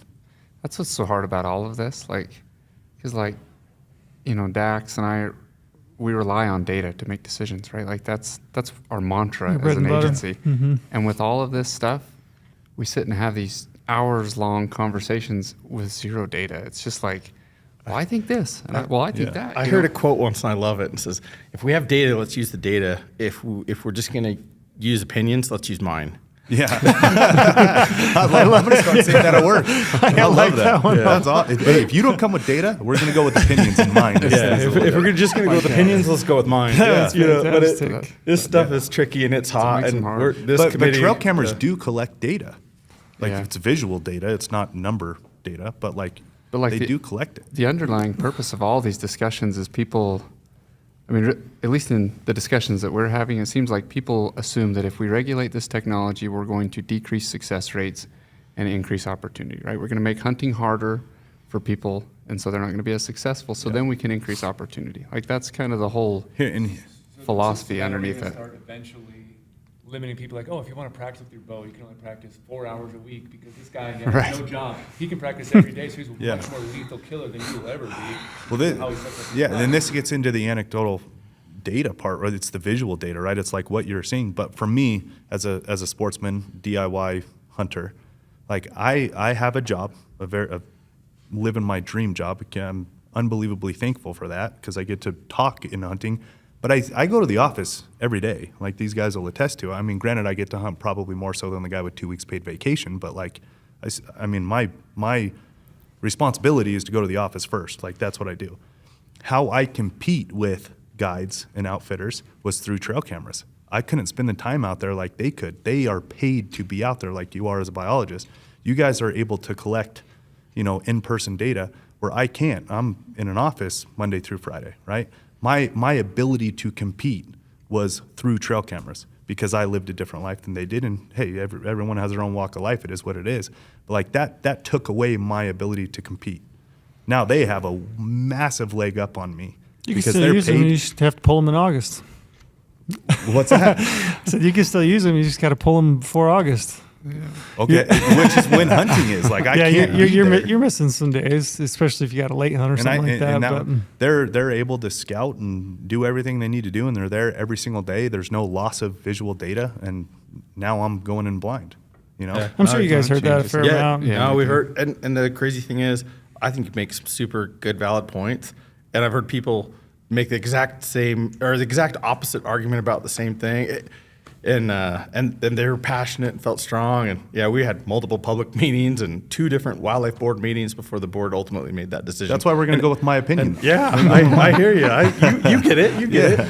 And that wasn't the division's recommendation. You know, our recommendation. No, a lot of sportsmen fought for that, which was like so counterintuitive to me. In hunting, it reminds me of like the comedian George Carlin had like some bit about driving. And anyone who drives faster than you is a maniac. Yeah. And anyone who drives slower than you Is an idiot. Yeah. You're the only one who's doing it just right. And a lot of hunters are like that. They're like, well, I shoot with my rifle out to 600, and that's responsible. Anyone who shoots farther than that is a maniac. You know, and anyone who only has a 3x9 and they only shoot out to 300 yards is an idiot. Yeah. But I think we tend to have that. There's That no way question. look at stuff as sportsmen. That's human sometimes. nature. Yeah. No question, that's human nature, and that's why you try to get to data. You know, like as a Yeah. decision So maker. it's super hard to make decisions when there's not really data and it's really kind Yeah. of about style or preference or. Yeah. There are the clear things like the night vision, and but then there's the fringe stuff where it's all Whether it's opinion. radios or. Yeah. Trail cameras, Yeah. muzzle side by muzzle loaders with I scopes wish on That's it. the interesting one in Arizona is you can't use your vehicle to hunt. If you glass something, you hop in your vehicle Like, closer, you're technically being illegal. Yeah, so like, how do you define that? I would Well, like so much regulation. rather look at deer survival or collar elk and Yeah. identify migration corridors Same. than navigate some of these social issues. Yeah. It's crazy. That's not what I signed up for when I wanted It's to like, be a biologist. this is why I love Jordan Peterson is because he is maniacally focused on having to define something before you can make a rule or law on it. You have to define it. How do you define if you used your truck to pursue an animal? Like, if it's 9 miles away and there's a highway to get around and there's a huge canyon in between, like, I want to glass from a far distance what away. what are you supposed to do? Like, it's very hard to define. I mean, granted, it's not your guys' issue. Yeah, every but state has those their quirks. thing. Yeah, it's just the way it goes. Can we switch gears just real quick and talk about mule deer? Because I know you're on the mule deer working group. Yeah. Both of you? Both of you? Brady's a huge elk guy, so Yeah, he's we were not- just he gonna won't jump in here. Brady but- might get involved at He was this falling point. asleep while we were talking about elk. Okay. There's nothing for me to contribute. Sorry. You turned into the biggest elk hunter ever last year. That's not true. Yeah, Yeah. let's talk deer. Yeah. So, I mean, let's talk deer specifically in Utah, and maybe just take it from a 30,000 foot view. Where are we at with deer? I mean, how are you feeling about Utah and our condition for deer? Yeah, so our statewide deer population objective is right around 400,000 deer. We're sitting at about 300,000 deer. We just got in our data. We track survival December through December. So we just finally finished crunching the numbers, and we grew deer from last December to this December 2022. So from December 2021 through December 2022, we grew deer, which is good. We're happy to see. We got some good monsoon rain patterns. We're seeing some positive things with regard to deer. And now this winter, so winter of 22-23, we are seeing a ton of water. Like most of our snowpack are, 150, 200 plus % of normal. A lot of those storms were kind of warmer storms came up from the Pacific, and so the winter ranges melted off in between storms because it was warmer, or it rained a little bit and melted the snow down.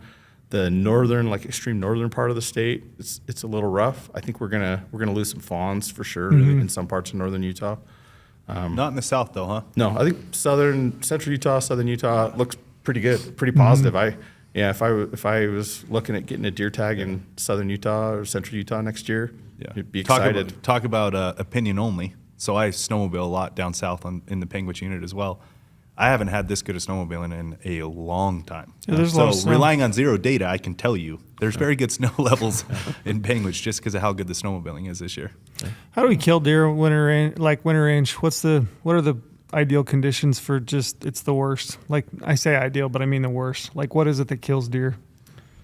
So, and this is something that through all the research we've been doing and looking at deer, a lot of those deer show up dead. When we're in drought and those deer don't put any fat on over the summer, they show up on the winter range dead already. They're just walking dead. Winter survival is super correlated with body fat in the fall. So, and that's one of the things we spent a lot of years really, really focused on winter range because that's where they actually tip over and die. And some of the things we're realizing is if they don't show up, if they show up in great shape, they can survive even on Even a rough winter. mediocre winter range or a rough winter. But if they show up in crummy shape, even if it's a mild winter, a lot of them will still die. So I'm gonna start telling people is I'm just trying to survive the winter. So, I'm building for. So in essence, like a droughts are what's killing deer then, right? Yeah. Like you can have a rough winter that kills some deer, like, Wyoming's had a few years ago, maybe And we're we- having and we- localized this year. and we do have that, but But by and large, drought. and drought seems to be harder to bounce back from too than a winter kill. You have a winter kill. Interesting. Usually you've had a wet year. You're going to have good spring green up. You're going to have and they seem to bounce back quicker. When we have the drought conditions, they don't bounce back as well. I'm not saying winter range doesn't matter or that it isn't important, but Yeah. I think we're realizing that the summer range perhaps plays a bigger role in winter survival than we had thought in the past. And so Yeah. we're trying to do more work. And that's why some of those wildfires can really provide such a huge benefit to the deer. But then once they're there on the winter range, it's going to be probably like snow depth or real crusty snow that just covers up the vegetation or makes it impossible for them to get around. Or they have to burn a bazillion calories to get around and try to get something to eat. They're probably almost never going to gain weight on the winter range in Utah. Yeah, they're just going to make it. Maybe on like the Pine Valley or some of those real southern units where they can get like a cheatgrass green up in the winter, they can put some calories weight on. on. But most of the state they're not going to gain weight in the winter. It's just can we slow down the rate that they lose it? Yeah. So It's an interesting perspective because I think it's one everybody thinks when you look at deer mortality, everybody talks about winter mortality. But I think that's interesting in the fact that if they're not showing up in good condition, which is a product of what they were getting through the summer. Yep. So I think that's an interesting shift in looking at habitat ranges and how those upper elevation summer ranges look and the types of work that we put on the ground. Maybe that's equal or significantly more important than we've given it credit for. we're trying to focus more on Moving up the hill. doing stuff. Yeah, further up the hill. It's trickier. It Sure. feels Yeah. like to get through Forest all the Service. environmental regulations to do large scale habitat improvement projects on what's in Utah is primarily Forest Service lands. Yeah. It feels like it's a little trickier Yeah. than it is on doing it on those middle and lower elevation lands. Yeah, I agree. But population, so 300,000 you're saying statewide? Yeah. What's your, buck to doe ratios? I hear a lot of talk about buck to doe ratios, especially in my neck of the woods in Cedar City. Are we doing okay buck to doe ratio wise? Do you get a lot of public pressure? They always want to see more bucks, I assume. This is a discussion I'm interested in. Yeah. Ratios. Yeah. Yeah. And yeah, go ahead, Mike. I think everybody always wants higher buck to doe ratios, right? But they don't recognize the opportunity loss that comes with that. Yep. I personally, like in my district, I think one thing that a lot of folks don't understand is that your buck to doe ratio, buck harvest definitely influences that, but another big factor is fawn recruitment in previous years past, right? Like if you don't have fawns coming up in the population every year, like that's going to impact your buck to doe ratio. And so a lot of times people get really, really focused on how many buck tags we're issuing for a unit, and but that's not the cause of that declining buck to doe ratio. Recruitment's the bigger issue. Sometimes recruitment's the bigger issue. Yeah. Our buck-tail ratios. Well, we had deer declines, especially in like southern Utah, due to drought, and we've cut a lot of permits over the last 4 or 5 years. But this year, I just was looking at this year's data, and our buck-tail ratios are starting to bounce back on like the Pine Valley, the Panguitch Lake, some of those units that had seen some pretty big dips, and we made some cuts. And I think we've had better conditions. We've had like more monsoon pattern the last 2 summers in a row. And so, those between the improving conditions, better recruitment, and cuts of buck tags, we're seeing those buck to doe ratios come back a little bit. Most of our general season units, we manage them for between 15 and 20 bucks per 100 does. We kind of got a couple different categories in there. And in Utah, we feel like that's kind of a sweet spot where it allows us to give quite a bit of opportunity, and that's what we're managing our general units for, is for opportunity. We're trying to, make it somewhere a lot of folks can get out and hunt. You said 15 to 20? Yeah, but we have 15 to 17s 15 and is- 18 yeah. to 20s. Yep. And so in that range, general season. For general season, we're well within the biological sideboards where it's not having an impact on our does are getting bred or they're getting, that type of thing. We're not up against any kind of like a biological threshold there, but it's kind of a sweet spot for just letting a lot of people get out to hunt. And for the folks that, get lucky or really know what they're doing, there's still some good bucks to be had. Utah has the most robust, I hear this said, most robust collar project going on of any of the states. What kind of data are we learning from our collars that you guys are using to then plug into your modeling for deer? So, we're getting, I love the work we're doing with collars. When we have a lot of collars out there, and guys like Mike that run a district, how many different collared animals do you have on the air right now? There's a lot. I think including sheep and goats, I've probably got 130 animals or something. Gotcha. But these are GPS collars. They're communicating to a satellite. We can upload the data, daily, multiple times a day even, and see what's going on. When the collars don't move for a period of time, it'll send us a mortality alert and say that, this animal's likely dead. And then our biologists, we get those, and they typically within 24 hours, we have somebody out there seeing, why is this animal dead? Did it starve to death? Did it get hit by a truck? Did it get killed by a lion? Did it get caught in a fence? And by determining cause-specific mortality, we can identify limiting factors for these deer populations and then focus management. Like, we've changed the way we manage cougar hunting in Utah quite a bit. We've added a whole bunch of our cougar units into our predator management designation, where essentially there's no cap, where, and because we're realizing cougars are a limiting factor here. They're suppressing this deer population. They're not letting it bounce back after a bad winter or whatever you might have had. And so, and we're seeing, or we see, okay, these animals are starving to death. When we go and do the necropsy, we look at the bone marrow, and if they've started to metabolize their own bone marrow, and it's like red pink jelly in there instead of like a whitish yellow fatty substance in the bone marrow, they're metabolizing their own bone marrow, their skin and bones. They have no body fat on them. We're like, okay, we got a nutrition issue on this unit. What can we do to improve forage that's available for these animals? So yeah, and we've changed the way we manage cougars across a lot of the state, and we really want to be able to have that data. We're identifying migration corridors where animals are crossing roads. We're working with the Department of Transportation to put in the correct kind of fencing and over crossing structures. I love that when we do our population models, we're not saying, okay, well, adult doe survival was 87% on a study they did in Montana back in 1986. Yeah. It's like, no, what was adult doe survival on the beaver this year? Yep. So we were able to plug in real-time data from local areas when we were trying to figure out how many deer we have there.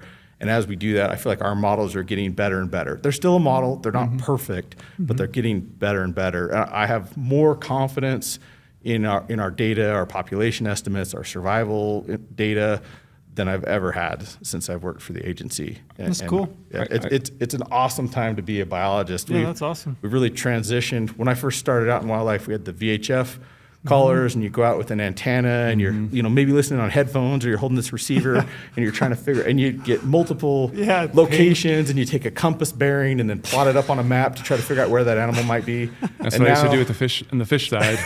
Now I can be in my sweatpants in my basement and pull it up on my laptop and see like a precise pinpoint location of exactly where in your hay these boots. animals have been for the last however long, and it's awesome, and it's given us better data so we can make better management decisions. Is there any concern with all that data becoming, more publicly available, and then hunters could then turn around and use that to a way that might not be beneficial then for the wildlife? Like, not maybe given pinpoint this deer is here throughout the whole season, but even the corridors, migration areas where they're going to be at most of the year to could negatively benefit the work that you guys are doing, because it does become publicly available. And people can download it, they can put it in wherever they want and use it to, something that could affect the herds. You guys don't publicly put that out there, do you? Do people have to do a grandma request or? So, and we sensitive information, like information about well, this is where the bucks go or something. Yeah. We don't release that out as public information. But if we're identifying like a migration corridor, that is something that perhaps hunters could use to their advantage.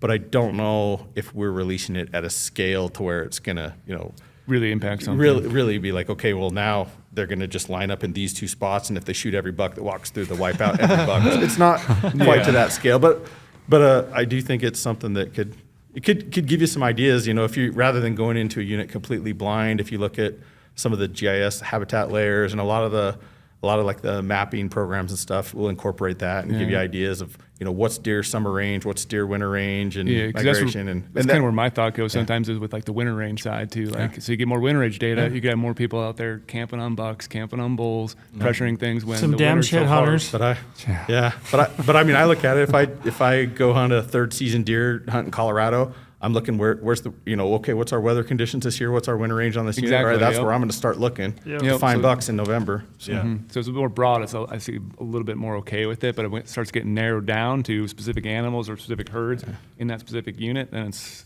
kind of fuzzy to me. We try to only share that data at a scale where hopefully it's not going to cross that line and to where it's, I just think it's great that we're finally getting on the ground data that's specific to our deer herds, our units. You're taking that data and then you're plugging it back into the models. So we're not working on data that was done, like you said, from a study that was done in Colorado in the 50s or the 60s. Well, and I think it's really cool. It's like a local biologist, it gives you more confidence in making changes. Right? Yeah, Sometimes when you're not super confident, the easy answer is same as last year, right? Like it's easier to do the same rather than make a change that you think needs to happen if you don't have the data to back it up. But like with what we have, we're to a point where we feel pretty confident in the recommendations we make, and that allow, like personally, on the Pavant, we made a huge cut, and then we've been trying to increase tags back up. And I think without the data that we've had, I don't know that we would have been as aggressive on those cuts and those increases. It felt like for so long, a lot of our management was reactive. Like we were reacting to a certain set of conditions or harvests or whatever it was, and it just feels like this is giving us the ability to be more proactive with our management. Which I think is great. I think it's awesome. The last few years, when we make our deer permit recommendations, we kind of I worked with our old previous big game program coordinator. We kind of built our own little program where we would plug in survival and harvest, and then look at fawn to doe ratios and fawn survival, and project based on what are we likely to end up? What will our buck to doe ratio, postseason buck to doe ratio be next year based on these factors? And then the variable was permit numbers. And we'd have to we'd just use like long-term average success. Well, on some units that varies more than others, but and we're really honing in that model too, to where we can predict pretty closely what our postseason buck to doe ratio will be the next year, based on how many permits we recommend. And so that's, Mike's speaking to that. On some units, we made some pretty aggressive cuts because we knew that's what we needed to do to come in where we wanted to be after the hunts the following year. And in some cases, we'll recommend an aggressive increase if we realize, okay, we're going to have surplus bucks, so let's harvest them. Yeah. And it's nice. It's not perfect, and the division's not perfect. We Come on now. We get a lot of criticism.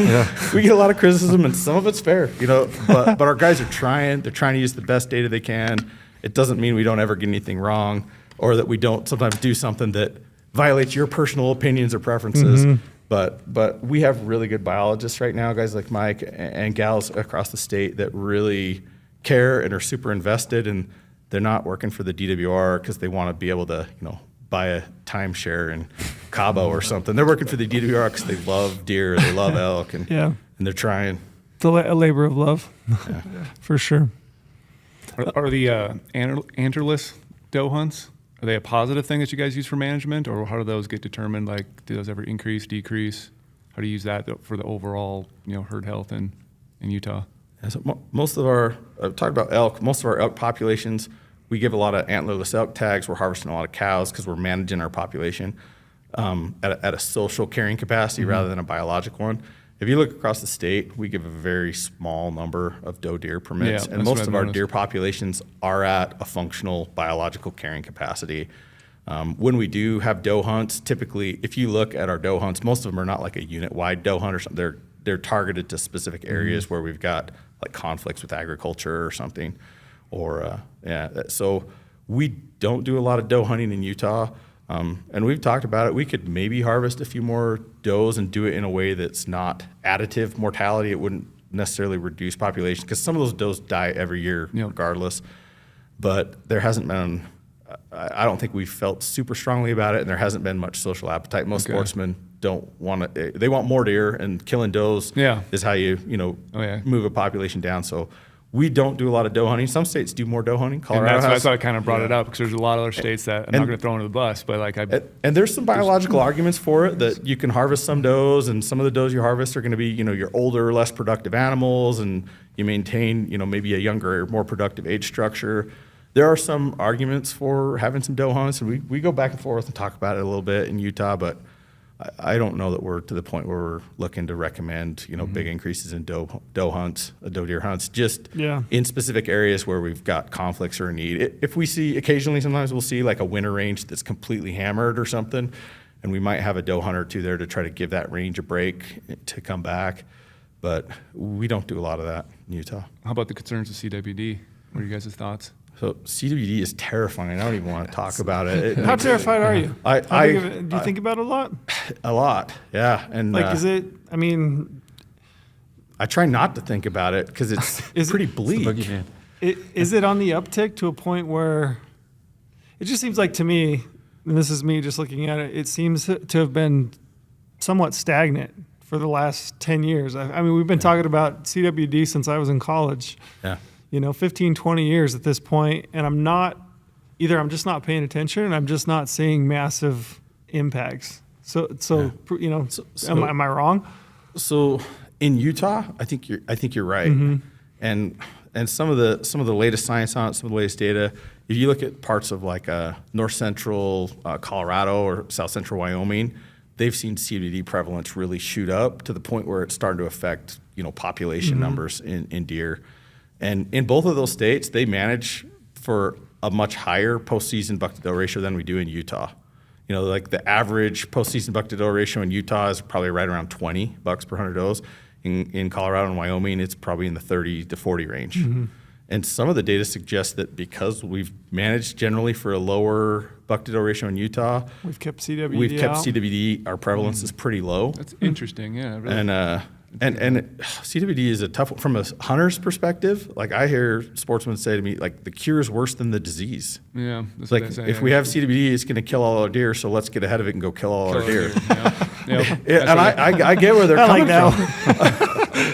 I understand. I can get behind that one. I understand where they're coming from. The apocalypse is coming. Let's just cut a wide swath. From why you got them. So part of my fear and frustration with CWD is I don't know if we have a really great answer to what we do with it. I don't want to get to the point where they are in some parts of Colorado and Wyoming where they have super high prevalence and they're starting to see, population level impacts from CWD. I do not want to get there, but I also don't want to get there artificially by killing all of our bucks so that we don't have. Exactly. So we're working out. We have a veterinarian that's sharp and she's on it and watching it, and I've been looking at some of the media that Colorado just put out, trying to educate folks and landowners, and that's one of the challenges they have is private landowners typically want to manage for higher buck-to-doe ratios on private land than you're going to see on public land, and so then you end up with reservoirs potentially of CWD positive bucks, which are most likely to have and most likely to spread the disease.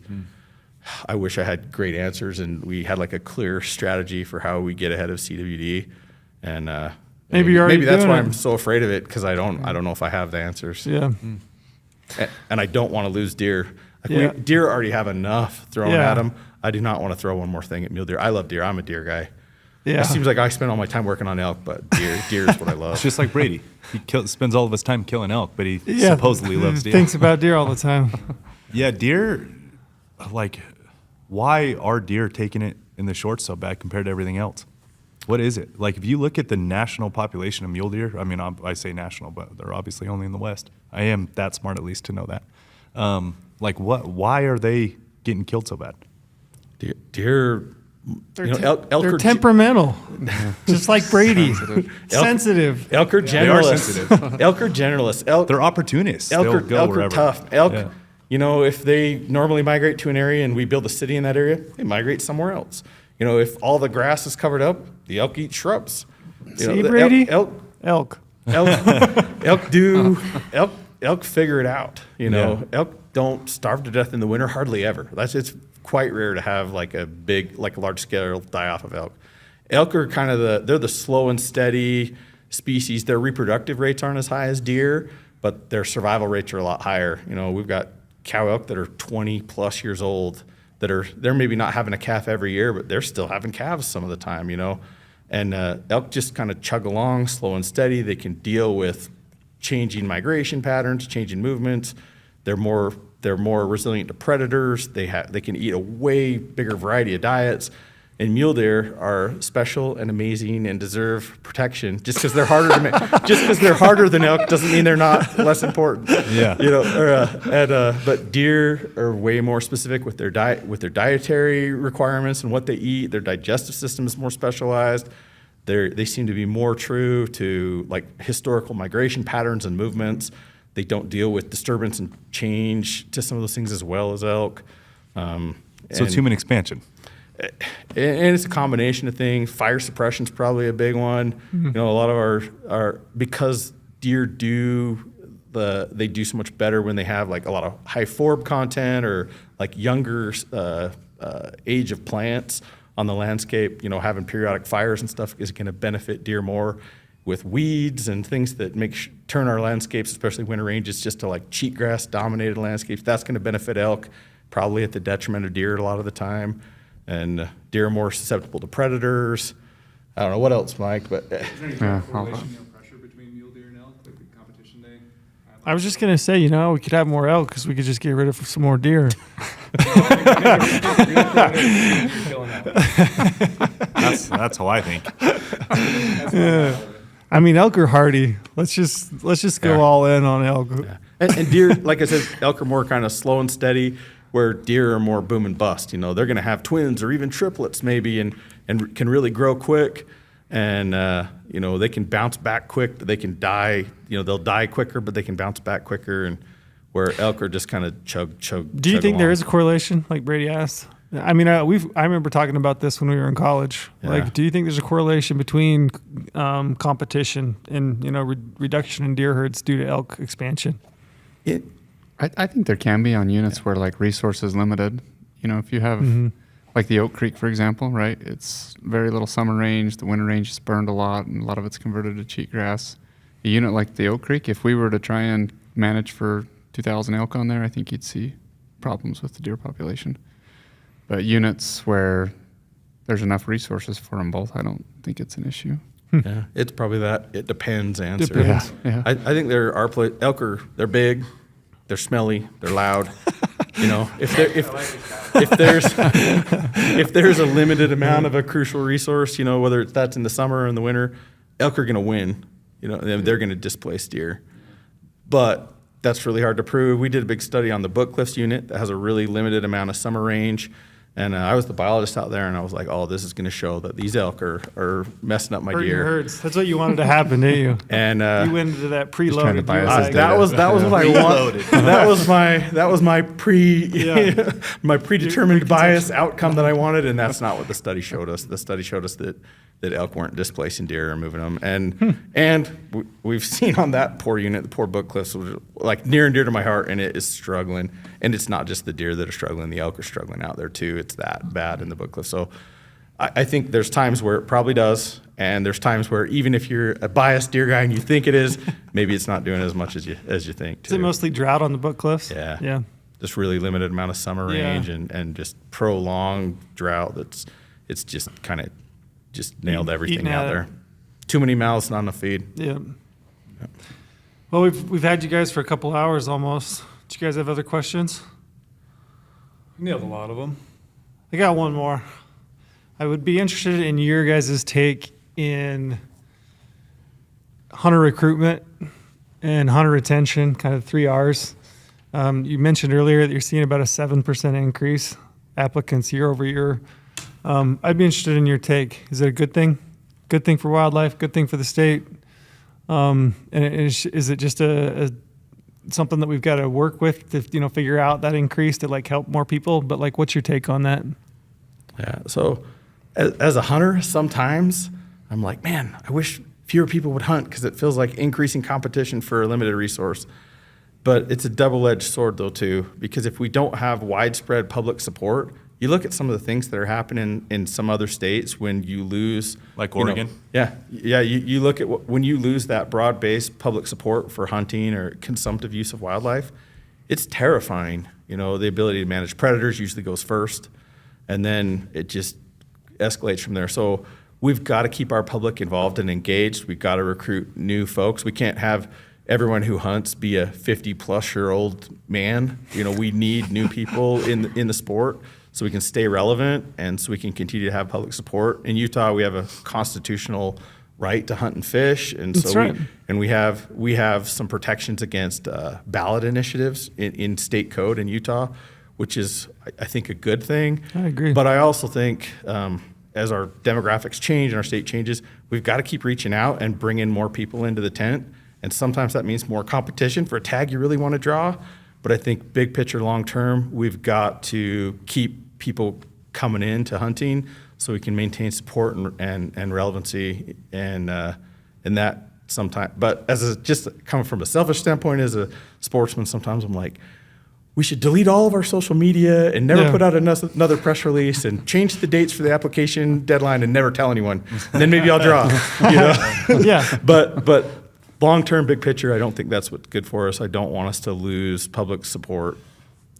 Yeah. So that's my Yeah. 2 cents on it. Yeah, when you say public support, I think it brings us.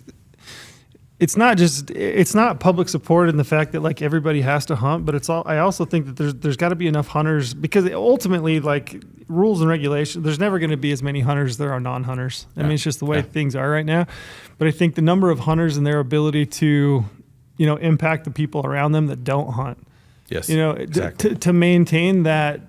I mean, it's like Colorado, right? We went with wolves in Colorado, and it was a close vote, right? Yeah. Like that was mostly swayed by Denver and your metropolitan areas, but I mean, a lot of people don't hunt, and they're kind of on the fence about hunting. I think there needs to be more people that hunt, just to put the good vibes out there. I agree. Like, I'm passionate about that. It is a double-edged sword, and I'm a sportsman chasing tags just like everybody else and trying to apply in as many states as possible. And yeah, like the very beginning of this conversation, you want it all, you want the best, and you want to be the only one that has it, right? It's like everybody wants the best product on planet Earth for a penny. Like it's just the way life is, right? It's a double-edged sword. But if like I have a son, he's 4 years old, turning 4 years old in March, like it's about him now. Like my motivation is so he can experience in his life what hunting has done for me. I want it to do to him as well, right? And there's only one way to have that: education, protection, understanding, right? Like getting the population to understand it. Because like you said, the first thing to go is predator control. Well, that's a big thing to go. I mean, you look at California, Oregon, like that's a big thing to go. It massively impacts the opportunity of hunting overall. So more hunters, specifically non-resident hunters, spending their money in their neighboring states, right? Help thy neighbor. Like that is the part of hunting. Like we need more understanding, more compassion for it, more support of it, so you guys can do your jobs better. Like so you don't have to deal with what so Oregon you get that and Christmas Colorado. bonus. Yeah, Christmas bonus. That's you know what I all mean? about. Like it's a hard conversation to have because you can't have it. It's not a 2-minute conversation. It's a double-edged sword. You have to talk about both sides of it. But what are you willing to give up for the benefit of what you're trying to protect, right? It's like I will fight tooth and nail to protect it for my son and his son, right? If he's lucky enough to have one. But that comes at the expense of me having to compete over tags. I'm willing to do that, for the sake of him. Yeah, I just thought it was interesting. I wanted to dig into that. I just wanted to hear your perspective as somebody that works for the state and kind of what you guys think as far as the growth and popularity in Western big game hunting. Yeah, as I worked for the state and started to look at things at a broader and broader perspective, I think it's changed my opinion on that a little bit to where I realize, like you said, not everyone necessarily needs to put in for tags and go out and hunt. Yeah. But I want everyone to be not too far removed from someone who does. Yep. And I want all the hunters and sportsmen out there to be, good ambassadors for what we do and for wildlife management and for hunting as an important wildlife management tool. And educate those people Yeah, on what it is that we do. Yeah, Like, and in platforms like this, like you guys' podcast, I hope that folks listen to this that maybe aren't, super into hunting deer or elk or something, and maybe they listen to this and realize like, okay, this can be done sustainably, responsibly. It's important to people, and I want it to stay something that's socially acceptable and supported. Yeah. It's like I got you a guys are cousin lucky that's to be in Utah though with that. Yeah, we Utah's are. got you guys have something special. Sorry to cut you off, but like you guys have something special about you guys are hunters yourselves, and a lot of your a lot of the biologists in DWR, you guys have such a culture of hunting within the state where you hunt somewhere like Colorado, and the fish and game agent that's checking you is like a lot of the times an anti-hunter. So you're already the devil to them before they even come and try to police what you're doing, right? It's like they have a motivation there that's just, first of all, not understanding, and it's a Yeah, I different will say in motivation Utah, than yours. in Utah, when I worked for the state, I would say most of the people that I knew hunted, almost all of them, and a lot of them got into it because they like to hunt and fish. So a true protection of what we have and what we do. Yeah. Like do you guys deal with a lot of other state fish and game agencies? Occasionally, we have meetings and coordinate on issues and stuff, but they're all a little different. I feel like we've got a lot of folks in the western states though that are pretty avid and like to get out and hunt, but it changes a lot. I think one of the things that really makes a big difference too is the makeup of your wildlife board or your commission. For sure. In some of those states, I think that can make a really big difference too, and kind of what the overall attitude is towards stuff. We have an awesome wildlife board in Utah. We might not always agree about trail cameras or something, but they love hunting. Yeah. They're supportive of hunting, and I feel really grateful for that. We've got good folks that work within our agency that they came to work here because they cared about it. They're passionate about it. I would say a huge percentage, very high percentage of our folks hunt or fish, and we have good support from our wildlife board as well. Good deal. Do you guys, off the top of your head, do you know your draw deadline? Do you know that? Either of you? I don't. If you don't, we'll drop it in the Go to podcast. GoHunt.com Yeah. Of and you course. can find out where Yeah, our draw we'll drop it in the podcast. Because if you ask the guys in charge of it, Yeah, they we'll can't hit it. remember right now. I'm used to the way, when it used to be a little bit earlier in the year, but we'll drop that in the podcast. But Utah's draw deadline is coming up. So, apply in Utah, I've always said, Utah's a great state to apply. And what's interesting is I was talking to a guy the other day. It's actually one of the more economical states to apply in at this point, even though you have to buy the hunting license. That hunting license is cheaper than a lot of states like Arizona or Nevada or who else? I'm trying to think, even Colorado's is more expensive for a non-resident. So, or Idaho, which, wow, $185, they're really sticking it to you just on that license. But, Utah is one of the more economical options to apply. I still think, I tell people all the time, general season deer hunting, like if you're a non-resident, that can still be a hunt that you could plan on doing every 3 to 5, 6 years. It's still a fantastic hunt. And it sounds like we're still growing some deer. We've had a good winter in a lot of the states. So I would anticipate seeing, potentially some good bucks this year. As long as you're doing it, you might as well throw your name in the ring for any and all species that you're interested in. Cause like you said, there is those random opportunities to draw a permit. So apply in Utah. April 27th. April 27th. There you go. 27th. Deadline. Glad you guys are here to help us. There you go. Yeah. Had to pull it up on GoHunt, my little article I read every year. Hit It's buried in my us with the table. promo code and we'll wrap this out, Brady. All right, so we got to treat you guys right with the promo code. So you want to sign up for GoHunt Insider. That's all of our research tools, application strategies, draw odds, filtering 2.0. Use promo code podcast. They'll get you $50 to the GoHunt Gear Shop. And it's time to do the research. So like I said, you got draw odds, filtering 2.0, hunt planner, point tracker, all these different tools that'll help you right now. Like we're talking about the state of Utah. So dive in, start planning your Utah strategy, and get some tags in your pocket, and we want to help you out. So use that code, sign it up, and have your best season ever. And hunt Utah. Utah's an awesome state. Brady's getting good at that. He is good. Brady's He's getting got really it good at that. timed. I can fire it up. Fresh in the beginning. He's going to quit here and go to a local Got it radio dialed in. station He and be a really DJ. is. Got a face for radio. He's going to be an ad reader. All right. Well, thanks, guys. We appreciate it. Yeah, thank you.